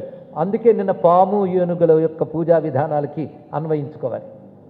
అలాగని కన్నప్పకి ఇలాంటి ఒక పూజ ఉంటుందని కూడా తెలియదు అమాయకుడు. ప్రేమ తప్ప మరేమీ తెలియని వాడైనా భగవంతుడు నిష్కపడమైన ప్రేమకు లొంగిపోయాడు. అంతేగాని శాస్త్రీయంగా పూజించిన అవసరం లేదు, ప్రతివాడు ఎంగిలి నీళ్ళు వేసేస్తే సరిపోతుందని అందరూ బయలుదేరనుకోండి పాపం వస్తుంది. వీడికి ఎంగిలి కాదని జ్ఞానం ఉంది వీడికి, పాప తెలియదు, ఆయనకి అమాయకుడు. అది తెలుసుకోండి. ఇక్కడ అమాయకత్వం ఒకటి ఉంది, అహంకారం లేదు, ఉపాధిగతమైన పొసెసివ్నెస్తో కూడిన అహంకారం కూడా ఆయనకి లేదు. నీ గొప్ప ఏమిటయ్యా అని ప్రశ్నించేది వీడికి ఒక గొప్ప ఉందని అర్థం, అహంకారమే కదా. ఇలాంటి సూక్ష్మాంశములు తెలుసుకోకుండా ప్రాచీన కథలపై తీర్పులు ఇవ్వరాదు. ఒక భక్తి శాస్త్రం తెలియాలి, ఆగమశాస్త్రం తెలియాలి, తెలిస్తే ఈ విషయం మాట్లాడు. ఏదో నోరు మూసుకొనుట ఉత్తమము. చిత్రం ఏంటంటే ఏదైనా చేసేటప్పుడు స్టడీ చేస్తారు. ఒక మెడిసిన్ అయినా, ఒక లా అయినా ఒక చిత్రంలో చూపించాలంటే దానికి తగ్గ రూల్స్ చూసుకొని చూపిస్తారు. కానీ భగవద్ విషయాలు, పురాణ విషయాలు వచ్చేటప్పుడు మాత్రం విచ్చలవిడిగా ఏవి పరిశోధించకుండానే చేస్తున్నారండి. ఇది బాధాకరమైన అంశం. అందుకే భారతాన్ని వక్రీకరణలు చేశారు, రామాయణ వక్రీకరణలు జరిగాయి, భక్తుల కథలు కూడా వక్రీకరణలు జరిగాయి. వీళ్ళు పురాణాల జోలికి వెళ్లకుండా సామాజికమైన పనికిమాన కథలు తీసుకుంటూ బతికితే చాలా బాగుంటుందేమో అని కోరిక తెలుసుకోండి. ఎందుకంటే నేను వ్యంగ్యంగా చెప్పలేదు, మీ అందరికీ వాచ్యంగా అర్థమై ఉంటుంది. ఇక్కడ వచ్చిన శివగోచరుడు ఎలా ఉన్నాడో వర్ణించారు. వచ్చి గుడుచొచ్చి ఈశ్వరేశ్వరు నిర్మలంగా మేటికి చారికలయ్యనకట, ఇచ్చటికి ఎంగిలి పుల్లియలేల వచ్చెనొక్కో ఈ దుఃఖమెటువల నోర్చువాడా. వచ్చి అనుకుంటున్నాడు వచ్చినవాడు, లింగానికి చారికలు కట్టాయి, ఎంగిలి నీరు పడ్డ చారికలు కట్టున్నాయి. అది ఎందువల్ల కలిగిందో తెలియదు, చారికలు మాత్రం కనబడుతున్నాయి. పైగా మాంసం తీసేసిన పుల్లలు, అంటే పుల్లల్లో గుచ్చి తెచ్చాడు ఆ మాంసాన్ని, ఆ పుల్లలు కనబడ్డాయి, అక్కడ దొప్పలు పడున్నాయి. ఇవి చూసి ఇవన్నీ ఎలా వచ్చాయి ఇక్కడికి? ఎందుకంటే ఒక సదాచారం అంటే ఒకటి ఉంటుంది కదా పద్ధతి. అప్పుడు తానవన్నీ తీసి పక్కన వేసుకుని మళ్ళీ స్నానం చేసి యజ్ఞోపవీతం మార్చుకోవడం ఇత్యాది క్రియలు చేసుకుని మళ్ళీ పూజ చేసాడు. తన నియమాన్ని తాను పాటించాడు ఇక్కడ. అయినా ప్రతిరోజు ఇదే తంతు. ఏదో ఒక రోజు 2 రోజులు అయితే సరిపోయింది, ప్రతిరోజు ఇదే తంతు. ఈయనకి ఆయన కనబడలేదు, ఆయనకి ఈయన కనబడలేదు, పాము ఏనుగులాగే. అప్పుడు ఇంక శివుణ్ణే పట్టుకున్నాడు. ఈయన అంత భక్తుడు, అది అచ్చం తిన్నడు ఎంత మంకు పట్టు పట్టాడో ఈయన అలాగే పట్టాడు. కులదైవం వని అల్కి పూసి గుడి ముర్గులు పెట్టి కైసేయ, లోపలికి ఇట్లెంగిలి మంగళంబులకు దొప్పల్రా కథంబేమి. నేనెంత జాగ్రత్త పడి శుభ్రం చేసుకుని పెడితే ఎంగిలి మంగళైన దొప్పలు ఎలా వచ్చాయి?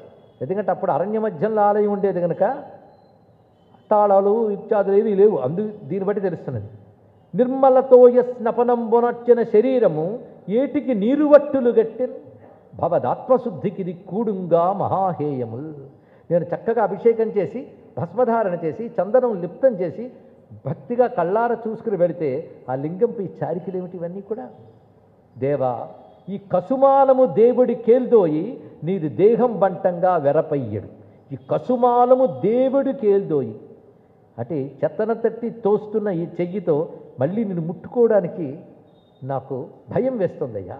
ఎంగిలికి ఈవు ఎట్లు వచ్చితివి, నువ్వెలా వచ్చావు ఇవన్నీ చెప్పు. నేడు 7 దినములయ్యను. ఇవాళ 7 రోజులైంది ఈ పని చేసి, 7 రోజులే. నేడు 7 దినములయ్యన్ పోడిమి చెడసాగి నీది బూటకమో ఎవ్వాడీనను చేసెనో ఇది వేడద సత్యంబు చెప్పవే కరుణాబ్ధి. నువ్వేదైనా వంచన చేస్తున్నావా, లేకపోతే ఇంకెవడైనా వచ్చి చేస్తున్నాడా? నీ సఖుడో సుతుండో నీ తరుణీమణియో నిజ సేవకుండో నీవో చెప్పు. మీ ఆవిడ చేస్తుందా? మీ అబ్బాయిలు చేస్తున్నారా? లేక మీ స్నేహితులు ఎవరైనా ఉన్నారా? నీ ప్రమదగణాల్లో ఎవరైనా చేస్తున్నారా? సకలేశ శుద్ధమగుచున్న నిజాలయ సీమ రోతగా చేసిన వారు ఎవరు చేశారో చెప్పు. నీకెరుక చేయక చేయ సమర్థులెవ్వరు. నీకు తెలియకుండా ఎవడు చేయలేడుగా. అంటే అతడికి ఎలాగైతే ఇది లింగము కాదు శివుడే అని భావం ఉన్నదో ఈయనకి అదే భావం ఉందని నాకు అర్థమైపోయింది ఇక్కడ. నీకు తెలియకుండా ఎవడు చేస్తాడయ్యా? అందుకే నువ్వు నాకు చెప్పు. నువ్వు ఏవైనా తట్టుకుంటావులే, ఇలాంటి రోతలు ఎన్నో పట్టుకున్నావు, అందుకే వల్లకాట్లో తిరుగుతావు, పుర్రెలు దండ వేసుకుంటావు, నీకు ఓకే. కానీ నా పద్ధతికి ఇది విరుద్ధము అని ప్రాతలు మీద కప్పిన కృపామతి నోర్చితి నీదు పొత్తునన్ ప్రాతిమయ్యన్ మెసంగితివి భక్తుడు కుంటెన పంపబోతి మైపూత యొనర్చుకొంటి శవభూతి కపాలమునన్ భుజించితి. ఈ రోతలు పెక్కులుండ విని రోయుదునే ఇక భక్తవత్సల. ఇన్ని రోతలున్నాయి చాలదు, మళ్ళీ ఈ రోతలు ఏమిటి నీకు? సరే నీకిష్టం విధి కానీ నాకు ఆ పాపాత్ముని చెప్పినన్ 10 లక్షలు లేకున్నా విడుతు ప్రాణము నీకై కూడుగ్గబట్టి నీలగ్రీవా. అతడు ఎవడో నాకు చెప్పు, లేకపోతే నువ్వు చెప్పే వరకు నేను తిండి మాని ప్రాణాన్ని అర్పించేస్తాను. నీకై కూడు ఉగ్గబట్టి ప్రాణములు నీకెత్తును అని మఠం వేసి కూర్చున్నట్టు కథలని నిరాహార దీక్ష మొదలెట్టాడు. అప్పుడు శాస్త్రంగా ఆరాధించిన వాడు గద్దించి అడిగితే సమాధానం చెప్పాల్సిన బాధ్యత భగవంతుడికి ఉన్నది ఇక్కడ.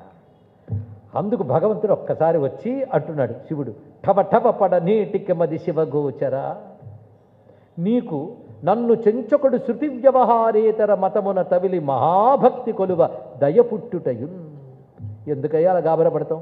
ఒక చెంచు వచ్చాడు, అయితే చెంచులు చేసిన పూజ అంతా ఇలా చేస్తే పుచ్చుకుంటున్నాం కాదు, భక్తితో అమాయకంగా చేశాడయ్యా, అవ్యాజమైన భక్తితో చేశాడు. శృతి వ్యవహార ఇతర మతమే అంటే వేదాది శాస్త్రములకు సమ్మతం కాని పద్ధతులు చేశాడు, కానీ అమాయకమైన భక్తితో చేశాడు కనుక నాకు దయ పుట్టింది. ఇది నువ్వు ఒప్పుకుంటావు, భక్తితో చేసిన పూజ భగవంతుని స్వీకరిస్తాడు, నీకు తెలియక కాదు. అందుకే నీకు సమాధానం చెప్పడం కోసం అతని భక్తి ఎలాంటిదో నీకు చూపిస్తాను. అతడు వచ్చే సమయం అయింది, అతడు కనబడకుండా దాచుకో ఇక్కడ అని చెప్పాడు. ఆ కిరాతన పూజ అంగీకరించినాడ. తద్భక్తి నీవును నేడు చూతుగాని నా వెనక దిక్కున కానకుండా అడగియుండుము. తడయక అతడు వచ్చు. అతడు క్షణం ఆలస్యం చేయకుండా వస్తాడు, లేకపోతే నాకు ఆకలేసి వస్తుందని టైంలో వస్తాడు. చూడు అని చెప్పగానే అని మోదించి హరద్విజుండొదగా, ఆ శైవ పద్ధతి ప్రకారం ఆరాధించుకునే బ్రాహ్మణోత్తముడు అంటే వేద శాస్త్ర పద్ధతి ప్రకారం జీవించేవాడిని బ్రాహ్మణుడు అంటారని తెలుసుకోవాలి ఇక్కడ. అంతేగాని సనాతన ధర్మంలోనే ఒక ద్వేషం వీళ్ళపై కల్పించుతూ ఆ ద్వేషాన్ని చక్కగా వ్యాపింపజేసిన విదేశీయుల కుట్ర బాగా నాటుకుపోయి ఉన్న స్థితిలో మనం ఉన్నాం. ఎందుకంటే ఇప్పుడు ఒక వర్ణంలో ఉన్న జీవుడు తర్వాత జన్మలో ఏ వర్ణమవుతాడో తెలియదు. అది వర్ణాభిమానం ఉండదు, వర్ణ ధర్మమే ఉంటుంది తెలుసుకోండి. వర్ణధర్మాలు ఎక్కువ తక్కువ లేవు, ఒకరినొకరు గౌరవించుకోవడం ఉంటుంది. ఇది సనాతన ధర్మం యొక్క స్వరూపం. ఇవి తెలుసుకోవాలి, ఈ ద్వేషభావాలను మనం తొలగించుకోవాలి. అందుకే ఈ కథలో హరద్విజుడు అనే మాటలో ఆ శైవాగమ పద్ధతుల ప్రకారం జీవించేటటువంటి ఆ విప్రోత్తముడు ఒదుగా దాక్కునున్నాడు. ఈ లోపల ఆయన వచ్చాడు. చెంచబ్బేళ ఏ తెంచే, రోజులాగా వచ్చాడు. అదే పోస్చర్. అక్కడ విల్లొక చంక అంపపది వీపున దొప్పలు కేలుదోయు పుక్కిళ్ళ పవిత్ర కాంచనముఖీ జలమొప్పగా తెచ్చి ఏం చేశాడంటే పావన నిర్మాల్యము చెప్పుగాల గొనిపోవందోచి, ఆ ముందు వేసినవన్నీ స్వామి మీద ఉన్నాయి కదా, వాటి చెప్పుగాలతో పక్కకు తోశాడు. గండూష జీవనసే కంబొనరించి అంగిల్యుడితో అభిషేకం చేశాడు. త్రోవల్ కాచి తానేసి కాల్చిన కోలామిష ఖండములు తనకు భక్షింపంగా అందించిన 8వ రోజు మీల్స్ అండి. 7 రోజులు అయిపోయింది. 8వ రోజు తినమని ఇస్తే ఆ రోజు ఆయన తినలేదు. తినకున్న ఏమకో అని అనుమానము పొంద అభవుడు. ఎందుకు తినట్లేదా అని చూస్తుంటే ఆ శివుడు అలా ఉన్నాడు. ఆయన కంటి నుంచి నీరు కారుతున్నది. అది చూశాడు. కనుదమ్మి క్రమ్మి పొటపొట చినికన్ కన్నీరు శబరు చిత్తం బరయం. ఆయన చిత్తం తెలుసుకోవాలని ఆ పని చేశాడు. దానితో అతడి మనస్సు కదిలిపోయింది. స్వామికి ఏదో అయ్యింది కంటికి. ఒక మరి కించిత్ వికచారుణ పద్మపత్ర వీధి విగళన్ మకరంద ధారగతి తన ముకిలిత నేత్రమున బాష్పములు ఘనమైనన్. అరమొచ్చిన కళ్ళతో ఉన్నాయి. ఒక కంటిలోంచి నీరు వస్తుంది. అది చూసి అందునుకు తందెనందనుడు ఆందోళమునుంది. అప్పుడు అనుకున్నాడు, కంటినంటిన నొప్పిని పంది కరకుట్లు తినడు, ఇక సందేహమేమిటికి. ఓహో, కంటికి నొప్పి వచ్చిందని ఇవాళ తినడం లేదు. అందుకే మందు సమకూర్చదగున్, ఈయన మందు వేయాలనుకున్నాడు. పైగా అడవుల్లో ఉన్నాడు కనుక ఇలాంటి వచ్చినప్పుడు వాళ్ళు ఏ పద్ధతులు చేస్తారో చిన్నప్పటి నుంచి చూశాడు. అవన్నీ చేయడం మొదలుపెట్టాడు. కోక పొట్లం బావి కొననూది ఎత్తుచు. కోక పొట్లం, ఎంత చక్కని మాట. కోక అంటే వస్త్రం. వస్త్రాన్ని పొట్లంలా చేసి ఉప్పు నూది ఇలా చేతికి రాసి పెట్టాడు. కోక పొట్లం బావి కొననూది ఎత్తుచు కవనోష్ణ కర్ర భాగమునగాచి. ఆ చేతిని ఇలా చేతి మీద రాసి వేడెక్కేక పెట్టడం, అదొక ప్రక్రియ. నెత్తి తంగేడాకు మెత్తి తద్రసమిడి పంటి నీరున నూరి పట్టు పెట్టి తెల్ల దింటెన పువ్వు తెచ్చి తద్రసమిడి. ఆటవిక వైద్యాలు ఇవన్నీ. కలిసె పువ్వులు తెచ్చి నలచి పిడిచి పేరిన నెయ్యి పెట్టి పెరుగు వత్తులు వైచి. అంతేకాదు, అప్పుడే అక్కడున్న పల్లె దగ్గరికి వెళ్ళి స్త్రీలని, అమ్మలైన స్త్రీలను బతివాడి చనుబాలు తెచ్చాడు. కంట్లో అలాంటి వస్తే చనుబాలు వేయడం కూడా వైద్యం ఉంది. అది చనుబాలతో రాచి విన్న మందులు తాసరి కన్న మందులు అడిగి తెచ్చిన మందులు అడవి మందులు ఎన్ని చేసిన మానక. ఎన్ని చేసినా తగ్గలేదు. సరిగ్గా కొంతసేపటికి కన్ను తొడిబడి నెత్తురు కారుటయును. ముందు నీరు మాత్రమే కారింది, ఇప్పుడు నెత్తురు కారడం మొదలెట్టింది. ఇంకా ఏడుపు వస్తుంది దీనికి. ఏడుపు వచ్చి అనుకుంటున్నాడు, మాటి మాటికి చేసిన మందులెల్ల చెల్లబో వెళ్ళి గలిసిన చింతపండు నీట వ్రాసిన వ్రాలునై. నదిలో కలిపిన చింతపండు నీటి మీద పెట్టిన సంతకంలాగా చేసిన వైద్యం వ్యర్థమైంది అనుకున్నాడు. అప్పటి సామెతలకు. అప్పుడు ఆలోచిస్తున్నాడు, ఏం చేస్తే తగ్గుతుందా అని. ఒక మాట గుర్తొచ్చింది వెంటనే. వాళ్ళ ఊళ్ళో అనుకునేది, వేకి వెచ్చయైన వెచ్చన మందులుగా అది మాను. వేడి చేస్తే వేడే మందు. ఉష్ణం ఉష్ణేని శీతలం అని సంస్కృతం అంటారు. అక్కడ అన్నమాట, వేకి వెచ్చయైన వెచ్చని మందుల కాదెమాను. వెచ్చ చేస్తే వెచ్చని మందులు కనుక కంటికి కన్నే మందు అని తోచిందిట. మొట్టమొదటి ఐ ట్రాన్స్ప్లాంటేషన్ చేస్తున్నాడండి ఇక్కడ. కంటికి కన్నే మందు అని తెలుసుకున్నవాడే కంటికింక కంటి కంటె మందు కలది ముక్కంటికి కంటి ననుచుబోయి గదయిబోయి.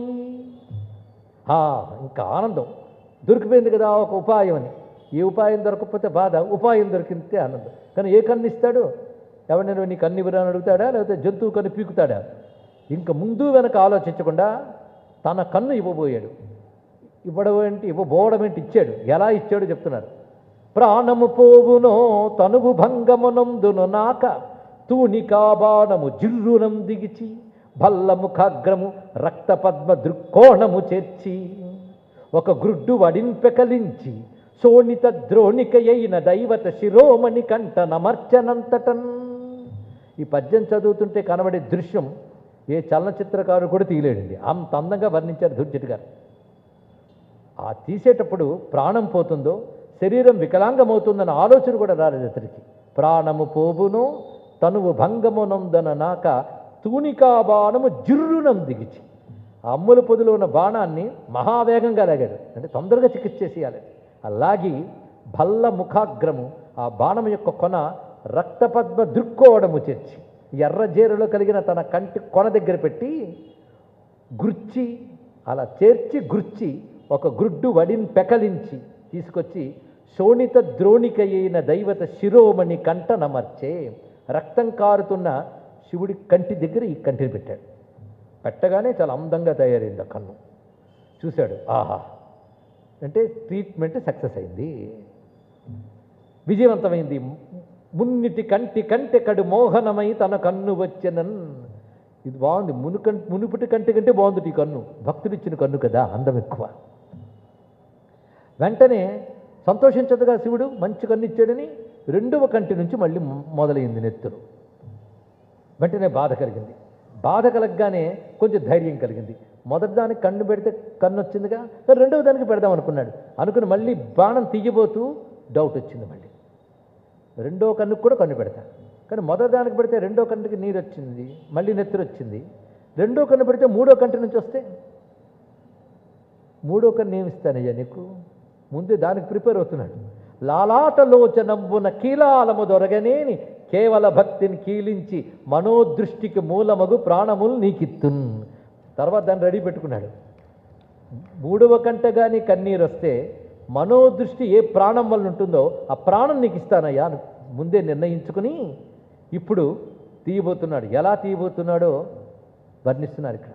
మొదటి తీసేటప్పుడు ఒక కంటితో చూస్తూ తీయగలిగాడు. ఇప్పుడు రెండో కన్ను తీయాలంటే అవి తీసేటప్పుడు ఎక్కడ పెట్టాలో కన్ను కనబడకపోవచ్చు కదా. కనుక జ్ఞాపకం కోసం, తెలియడం కోసం, గుర్తుపట్టడం కోసం చెప్పు కాలు అక్కడ పెట్టాడు కన్ను దగ్గర. తన చెప్పుగాల నిటలాక్షుని కన్గొన తన్ని పట్టి, ఆ చెప్పు కాలు అక్కడ పెట్టి సునిశిత బాణంబున తన రెండవ కనుగ్రుడ్డు పెకలింపగ బూనుడును సదయుండై. ఇంకా తీయలేదు, తీద్దాం అనుకుంటూ ఉంటే ఆయన కన్ను తీయాలి ఎంత తీవ్రంగా ఉన్నాడో అంతకంటే తీవ్రంగా శివలింగం నుంచి శివుడు వచ్చాడు. వెంటనే రావడం ఎలా వస్తున్నాడంటే, కన్ను దివ్య భూను కన్నప్ప తీవ్రత కన్న మున్నుగాగా ఖండపరసువు ఆశుగంబు చేత నంటంగ పట్టుక నిలువు నిలువు మనిడి ఎలుగుతోడ.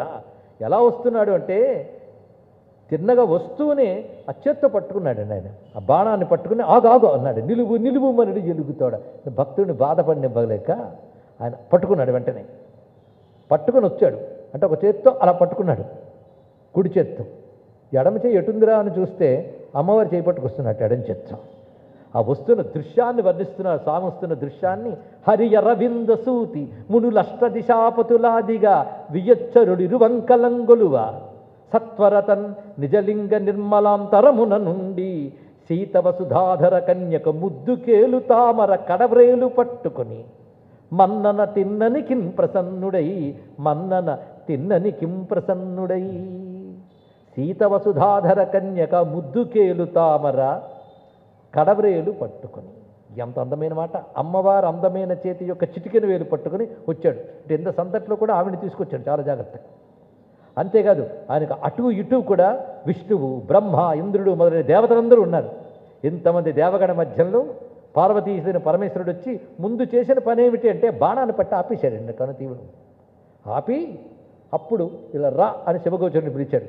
చెప్పు ఇప్పుడు శివగోచర, ఈ భక్తుని అవిరళతర భక్తి మహిమ ఆద్యంతంబున్ కంటివి కదా, సద్భక్తుండితడవు కదా, నీ మనసు వచ్చునా ఇకపై అన్నాడు ఇక్కడ.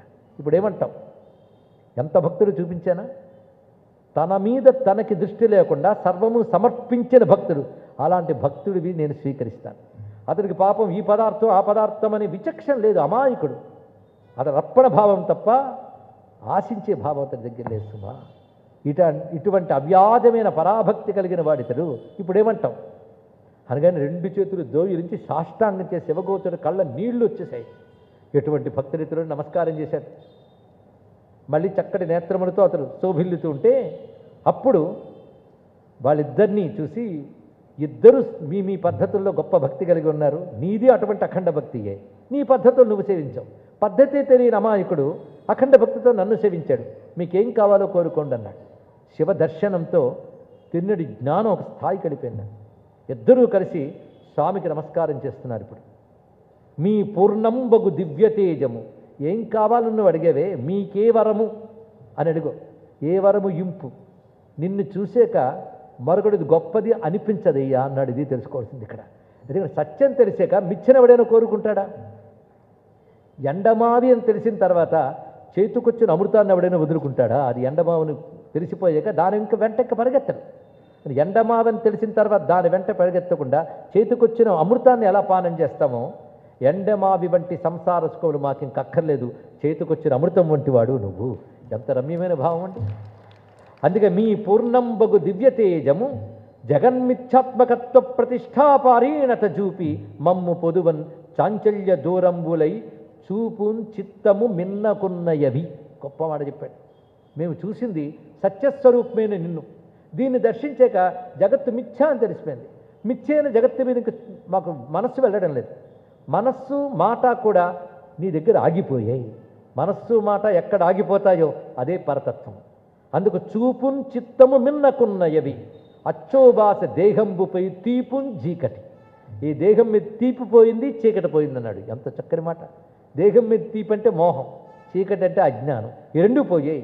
ఇంతకంటే పరమేది ఇట్లు మన్నింపవే, ఇంకేం కావాలయ్యా, ఇది ఉంటే చాలన్నాడు. ఇంకేం అడగలేదు. అనగానే పరమేశ్వరుడు వెంటనే సంతోషించి శివమయమైన పూర్ణ చిద్గగనములో, ఆయన అసలు చిద్గగన స్వరూపుడు, ఆకాశవత్ సర్వగత సుసూక్ష్మ అన్నట్లుగా ఆకాశానికి కూడా ఆధారమే సర్వవ్యాపకమైన పరంజ్యోతే పరమేశ్వరుడు. ఆ పరంజ్యోతి స్వరూపాన్ని చూపించి వారు ఉభయుల్ని తన ఐక్యం చేసుకున్నాడు పరమేశ్వరుడు. ఇది అసలు కథ అండి. కన్నప్ప కథ అంటే ఇది. తిన్నడు కన్ను అప్పగించి కన్నప్ప అయ్యాడు. శివగోచరుడు ముక్తి పొందాడు, ఈయన ముక్తి పొందాడు. ఇక్కడెక్కడ పోరాటం ఉందా? కక్షలు ఉన్నాయా?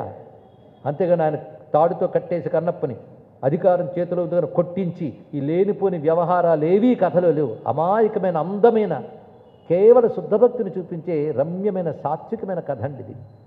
ఇలా అనుగ్రహించాడు. అప్పుడు నుంచి కన్నప్పని కొలుచుకోవడం అక్కడ ప్రధానంగా ఉన్నదయ్యా. నేటికి కన్నప్ప కొండ అని ప్రసిద్ధి చెందిన కొండ ఉన్నది. కన్నప్పకి ప్రథమ పూజ కొండ మీద పూజ చేయడమే కాదు, గర్భగుళ్ళ స్వామి ఉంటే అంతరాలయంలో కన్నప్ప ఉంటాడు విగ్రహం, ఆయన పూజిస్తారు. ఈ కన్నప్పని స్తుతిస్తూ స్తోత్రం ఉంది.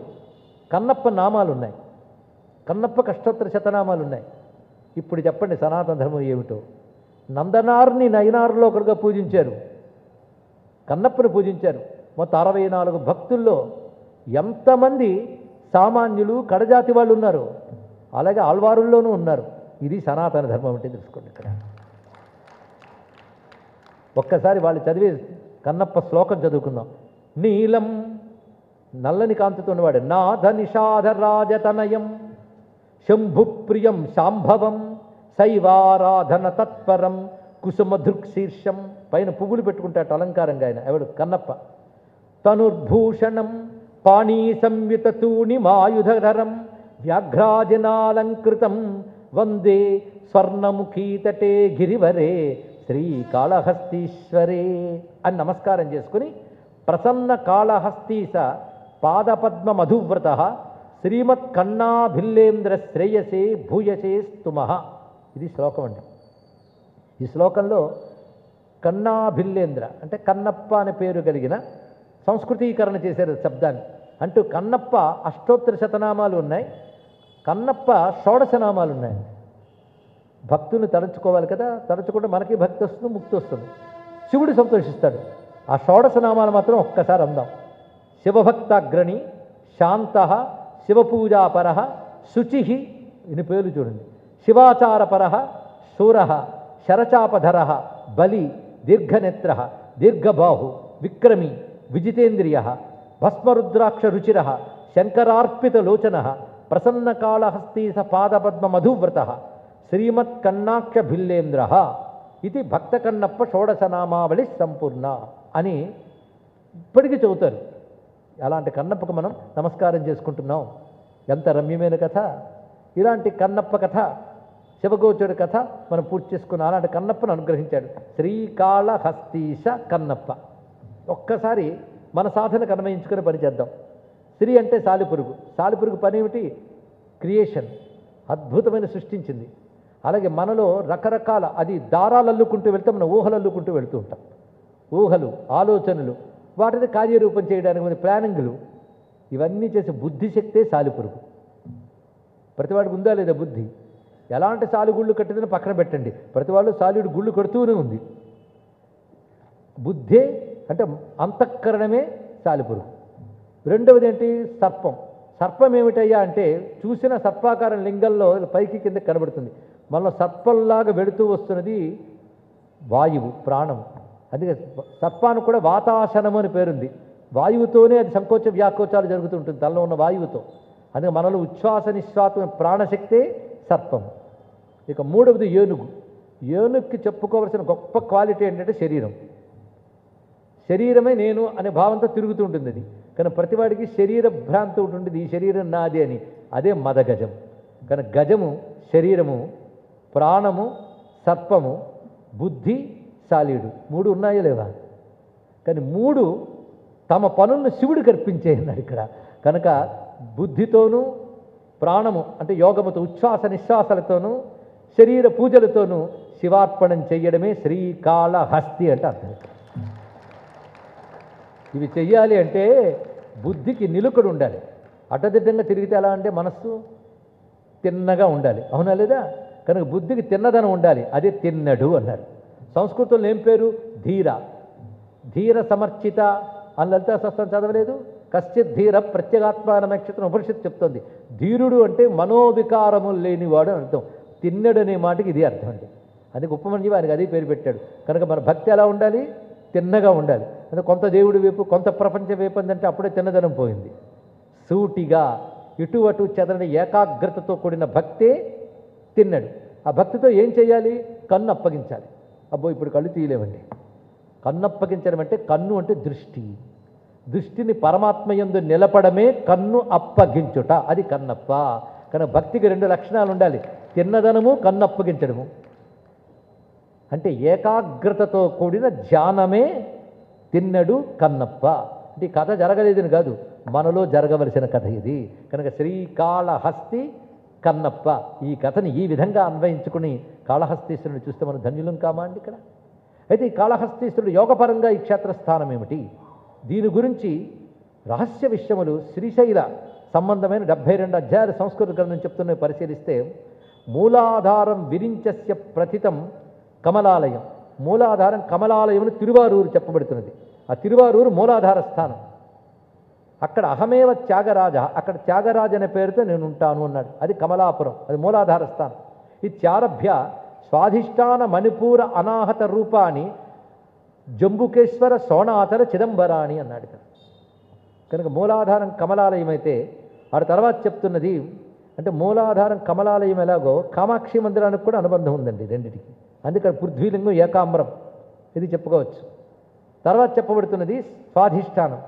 ఈ స్వాధిష్టానం జంబుకేశ్వరం జలలింగం, మణిపూరము శోణాచలం అది అగ్నిలింగం, చిదంబరము చెప్పండి ఆకాశలింగం. ఇక్కడ ఎందుకు అలా జరిగింది?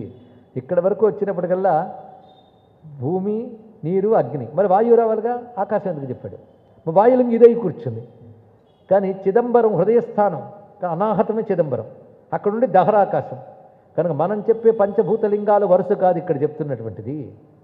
అంటే మనం చెప్పే షట్చక్రాల వరుస కాదు, పంచభూతలింగముల స్థానాలు మారుతున్నాయి. కానీ షట్చక్రాల్లో ఇది వాయుచక్రం, ఇది ఆకాశచక్రమే. కానీ పంచభూతలింగముల ప్రకారంగా చూస్తే ఇది ఆకాశలింగం, ఇది వాయులింగం అయింది. పరిశీలించండి. కనుక వాయువు ఇక్కడ, వాయులింగం విశుద్ధ స్థానం. ఇక్కడి వరకు 6 చక్రములు పూర్తయిపోయాయి కనుక ఇది ప్రధానం. ఇంకా మిగిలింది మనశ్చక్రమే, అది భూమధ్య స్థానం, అది జ్యోతిర్లింగం. 12 జ్యోతిర్లింగాలు జ్యోతిర్లింగ స్థానంలో చెప్పవచ్చు, కానీ కాశీ విశ్వేశ్వరుడు జ్యోతిర్లింగ స్థానం ప్రధానం. అక్కడే ఉన్నాడు ఆయన. మొత్తం 6 పంచభూతలింగాలు లోపలే ఉన్నాయి, 7వది ఇక్కడే ఉంది. 5ది కైలాసం ఇక్కడే ఉంది నెత్తి మీద. మొత్తం శివక్షేత్రాలన్నీ ఉన్న క్షేత్రం శరీరమయ్యా అన్నాడు ఇక్కడ. అయితే యోగపరంగా కామగిరి పీఠం, పూర్ణగిరి పీఠం, జాలంధర పీఠం, ఓఢ్యాన పీఠం అని 4 పీఠాలు ఉంటాయి. అవి భౌతికంగా మీరు చూస్తే కామగిరి పీఠం అంటే కామాక్షి, లేదా ఇందాక చెప్పిన కమలాపురం కామగిరి పీఠం. అలాగే పూర్ణగిరి పీఠం అంటే అనాహత చక్రం, అది హృదయస్థానం. ఓఢ్యాన పీఠం శిరస్థానం, కంఠం జాలంధర స్థానం. కాబట్టి చిదంబరం జాలంధర పీఠం అని చెప్పబడుతుంది యోగశాస్త్రంలో. అమ్మవారు జాలంధర పీఠ సంస్థిత, అది జ్ఞానప్రసూనాంబ జాలంధర పీఠంలో ఉంటుంది. అదే మూలాధారం నుంచి మొదలైన పరావాక్కు పశ్యంతి మధ్యమాయి వైఖరిగా కంఠం నుంచి బయటకు వస్తుంది. వైఖరి వాక్కు ప్రధానం, అక్కడే పలుకులన్నీ.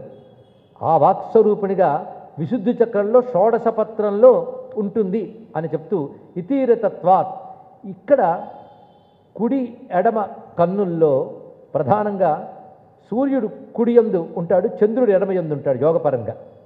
కంఠం విష్ణు స్థానం, చక్రాల్లో మణిపూరం విష్ణు స్థానం అని చెప్తారు, కానీ ఇక్కడ జాలంధర పీఠం వచ్చేటప్పటికల్లా విష్ణు స్థానం. అదే కాశీని కాళహస్తిని విష్ణుపురము అంటారు. రహస్యం. దీనికి ప్రమాణం చెప్తున్నాం ఇక్కడ. ఇతీరితత్వాత్ విరాట్ పురుష కంఠస్థానీయ శ్రీ కాళహస్తిపురస్య విష్ణునగరత్వాత్ తత్ర ఆవసతీతి తథోక్త అని శాస్త్ర ప్రమాణం మనకు కనబడుతున్నది. కనుకనే జాలంధర పీఠం ఈ దివ్యమైనటువంటి శ్రీకాళహస్తి జాలంధర పీఠం. కానీ జాలంధర బంధం అని యోగంలో ఉంది. అయితే పంజాబ్లో ఒక జాలంధర ఉంది. ఆ మాటకు వస్తే భారతదేశంలో ప్రాచీనమైన అనేక పేర్లు హైందవ దేవతా శక్తుల మీదే ఉన్నాయి, అది తెలుసుకోవాలి. ఇక్కడ త్రిపుర అలాగే ఏర్పడింది, చిదంబరం అదే పేరు.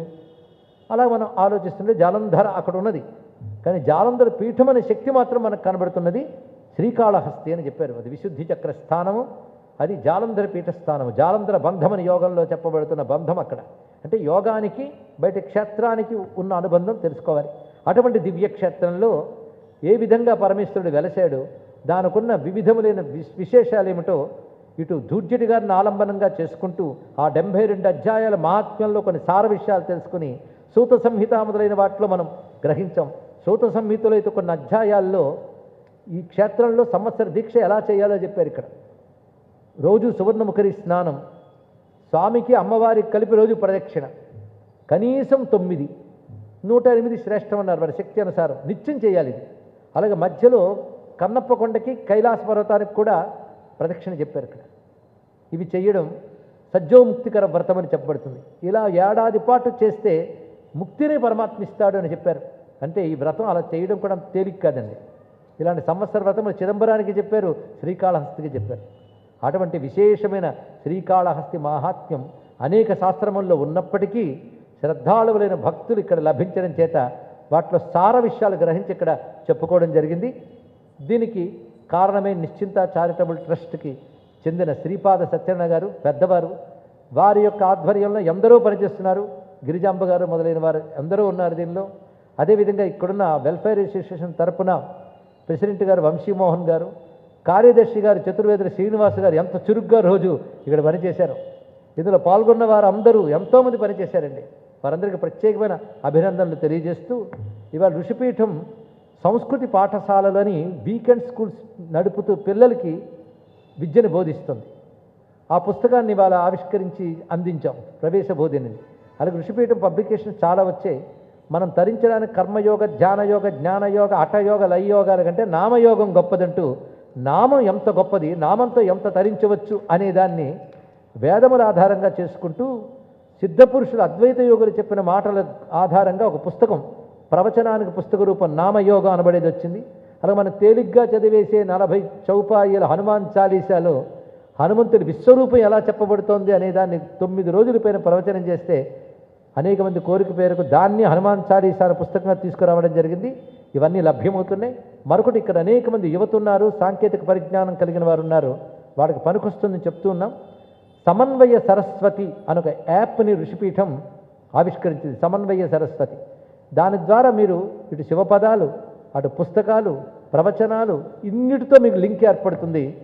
సమన్వయ సరస్వతి మీ ఫోన్స్ ద్వారా ఆ లింక్ని డౌన్లోడ్ చేసుకోవచ్చు. దీనికి కారణమైన వారందరికీ మరొక్కసారి అభినందిస్తూ, ఆఖరి రోజు కనుక మరొక్క పావుగంట మనం దాటాము. సంపూర్ణంగా కాళహస్తి మహాత్మ్యం చెప్పుకున్నట్లే, శ్రీకాళహస్తీశ్వరుని అనుగ్రహం పొందినట్లే. స్వస్తి. ఇంకా చాలా ముందు పెద్దవారిని దయచేసి క్రమ పద్ధతిగా వచ్చి దూరం నుంచి గురువు గారికి నమస్కారం చేసుకుని మీరేమైనా సమర్పించదలుచుకుంటే సమర్పించి నమస్కరించి వెళ్ళండి. దూరం నుంచి అందరూ ఒకేసారి వద్దండి ప్లీజ్. ఎవరు కూడా వన్ బై వన్.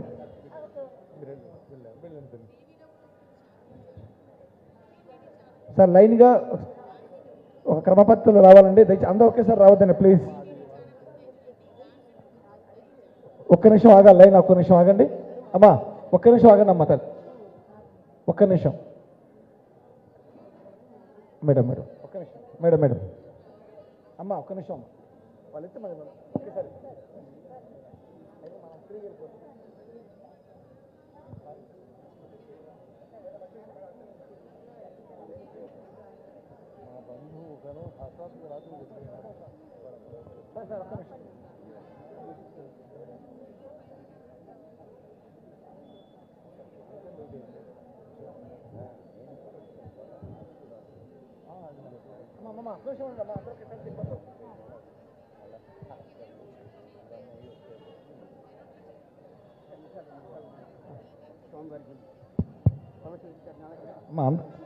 అందరికీ అవకాశం కల్పిస్తాం. దయచేసి సహకరించండి, తొందరపడద్దండి ఎవరు కూడా.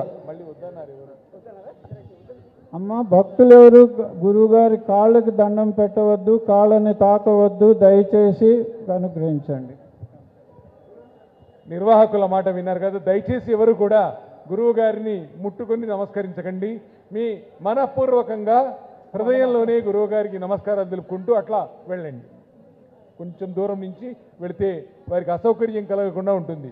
మనం ఇంత ప్రవచనం విన్న తర్వాత గురువు గారిని ఇబ్బంది పెట్టడం భావ్యం కాదు.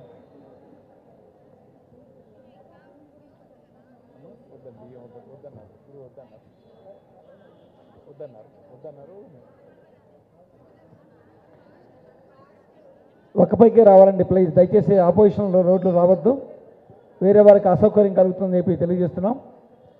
అందరికీ చివరి వరకు కూడా అవకాశం కల్పిస్తాం. దయచేసి సహకరించవలసి కోరుతూ ఉన్నాం.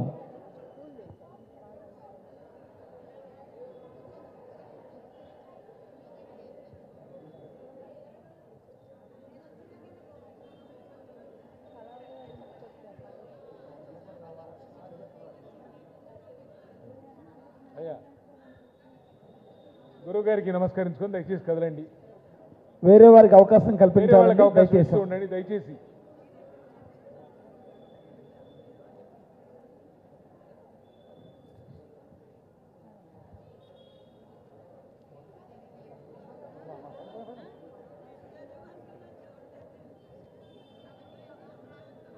మాస శివరాత్రి వేళ, ప్రదోష సమయం, గురువు గారి దర్శనం, అలాగే వారికి దూరం నుంచి నమస్కారం చేసుకోవడం, ఇవంతా కూడా మన పూర్వజన్మ విశేషం తప్ప మరొకటి కాదు.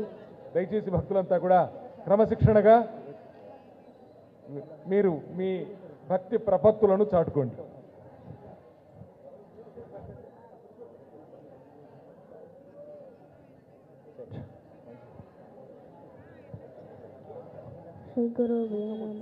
ఎవరు కూడా కూర్చోవద్దని స్వామివారి ముందు. శాంకరి దేవి కమాక్షి కాంచికాపురే ప్రద్యుమ్నే శుంకలా దేవి చాముండి ఎవరు కూర్చోవద్దండి దయచేసి, ఫాస్ట్ గా మూవ్ అవ్వాలి. జోగులాంబ శ్రీశైలే భ్రమరాంబిక కొల్హాపురే మహాలక్ష్మి ముహుర్యే ఏకవీరిక ఉజ్జయిన్యా మహాకాళీ పీఠికాయా మురుహూతిక ఓజ్జయా దేవి మాణిక్య దక్షవాటికే हरिक्षेत्रे कामरूपी प्रयागे माधवेश्वरी ज्वालायां वैष्णवी देवी गया मांगल्य गौरिका वाराणस्यां विशालाक्षी काश्मीरे तु सरस्वती अष्टादशसु पीठानि बाबू, move away, please. दुर्लभ सायंकाले पटे नित्य सर्वशत्रुविनाशन ఎవరు బెండ్ అవ్వద్దండి ముందు, దయచేసి మూవ్ అవ్వాలి. सर्वसंपत्कर शुभम इति श्री अष्टादश शक्तिपीठ स्तोत्रम संपूर्ण जय माता की जय.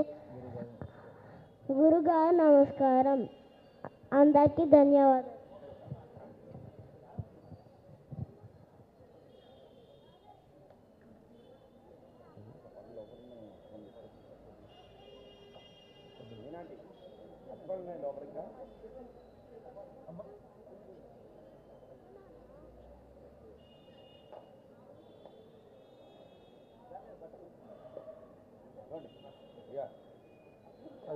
అందులో వేస్తే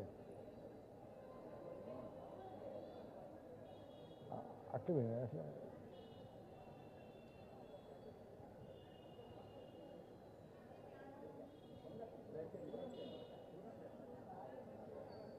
దయచేసి దూరం నుంచి గురువు గారికి తగలకుండా నమస్కారం చేయండి. దూరం నుంచే నమస్కారం చేసుకోండి. గురువు గారిని ఇబ్బంది పెట్టకండి దయచేసి.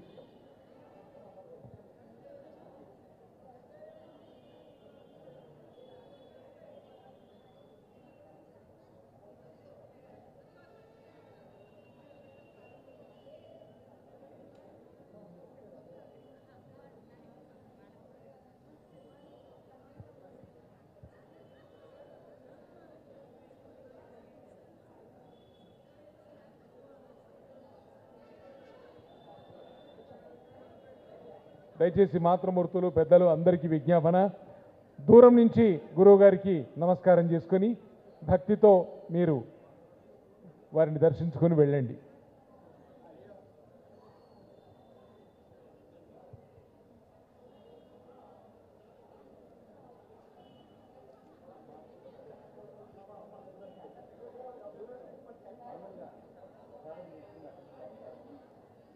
చెప్తున్నాను.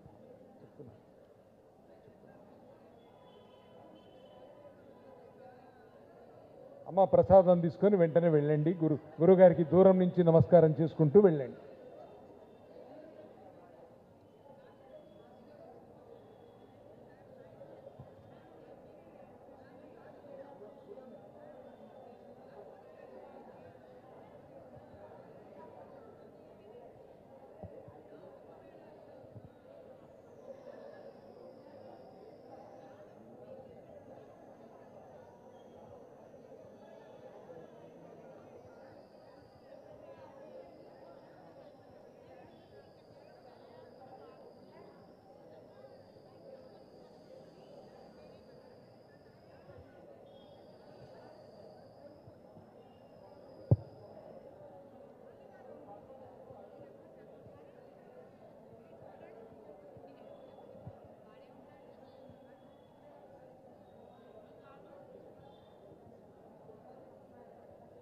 అమ్మ వద్దన్నారు మా గురుగారు ఎవరిని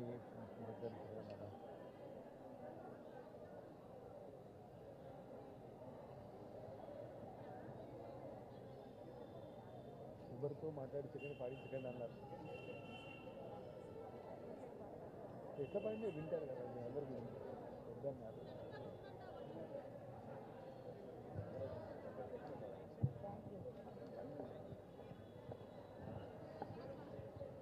गरुड़ गमन तव चरण कमल मिहि मनसि लसतु मम नित्यं, मनसि लसतु मम नित्यं. मम तापमपाकुरुदेवा, मम पापमपाकुरुदेवा, मम तापमपाकुरुदेवा,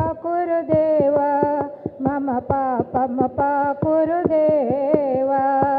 गरुड़ गमन तव चरण कमल मिहि मनसि लसतु मम नित्यं, मनसि लसतु मम नित्यं.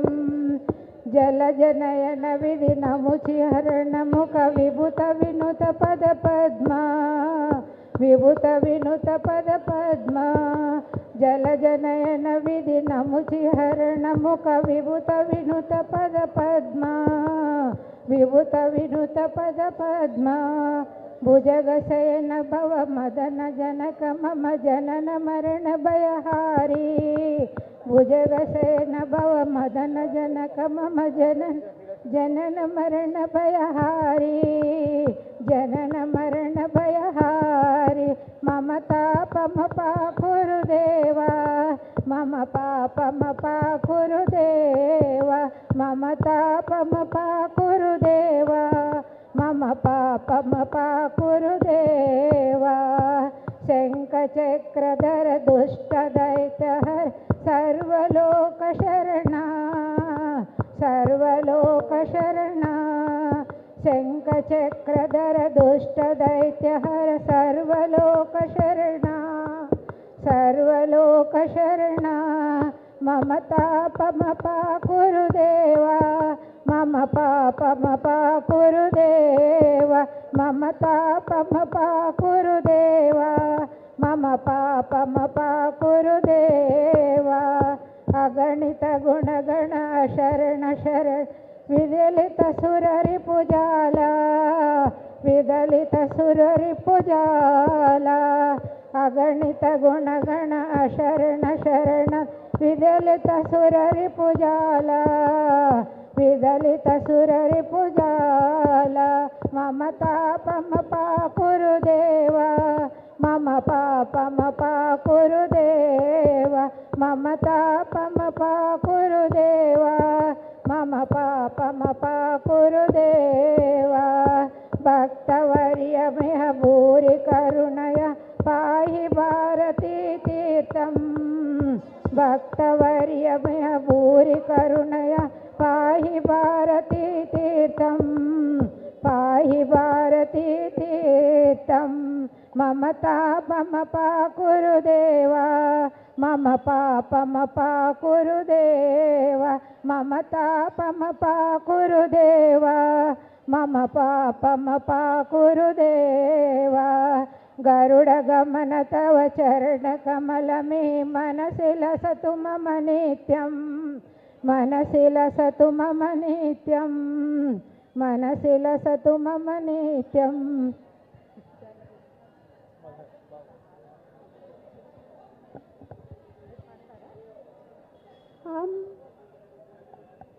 అమ్మ చేతి పసుపు బొమ్మ ఆగమాల సారమమ్మ అమ్మ చేతి పసుపు బొమ్మ ఆగమాల సారమమ్మ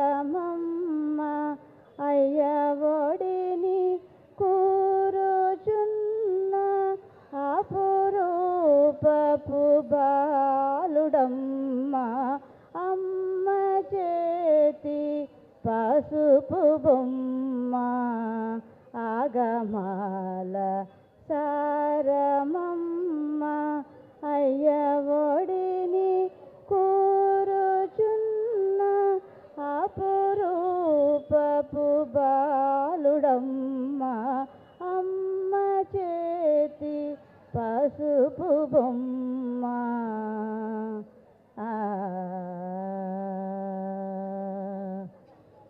ముజగల నడిపించే గుజ్జురూపు వేలుపు వజ్జగ చదువులనిచ్చే బొజ్జ సామి ఇతడే ముజగల నడిపించే గుజ్జురూపు వేలుపు వజ్జగ చదువులనిచ్చే బొజ్జ సామి ఇతడే వెండి కొండపై పగడపు వెలుగుల అబ్బాయి వీడు వెండి కొండపై పగడపు వెలుగుల అబ్బాయి వీడు కొండంత దైవము చలి కొండ చూలి కొడుకు అమ్మ చేతి పసుపు బొమ్మ ఆగమాల సారమమ్మ అయ్య ఒడిని కూరుచున్న అపురూపపు బాలుడమ్మ అమ్మ చే పసుపు బొమ్మ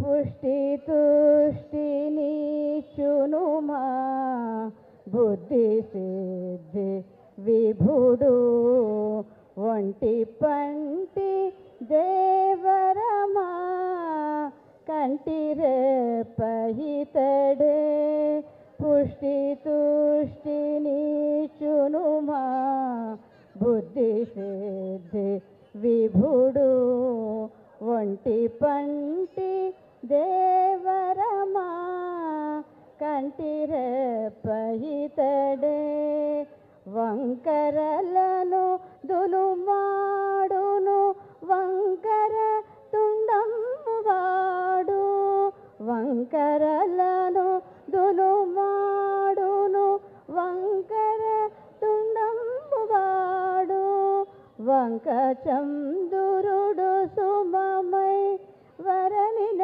సిగవాడు వంక చందురుడు సుమమై వరనిన సిగవాడు అమ్మ చేతి పసుపు బొమ్మ ఆగమాల సారమమ్మ అయ్యవొడిని కూరుచున్న అపురూపపు బాలుడమ్మ అమ్మ చేతి పసుపు బొమ్మ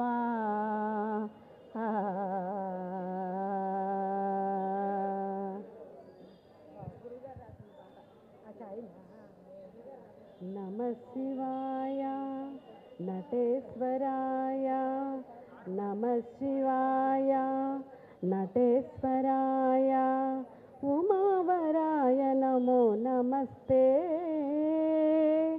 ఉమావరాయ నమో నమస్తే నమ శివాయ నటేశ్వరాయ నమ శివాయ నటేశ్వరాయ హృదయ పీఠికా మధ్యగతాయ సదమల వాంగ్మయ సంపత్కరాయ హృదయ పీఠికా మధ్యగతాయ సదమల వాంగ్మయ సంపత్కరాయ నదీధరాయ నగవాసాయ నదీధరాయ నగవాసాయ విధు కిరీటాయ వేదమయాయ నమో విధు కిరీటాయ వేదమయాయ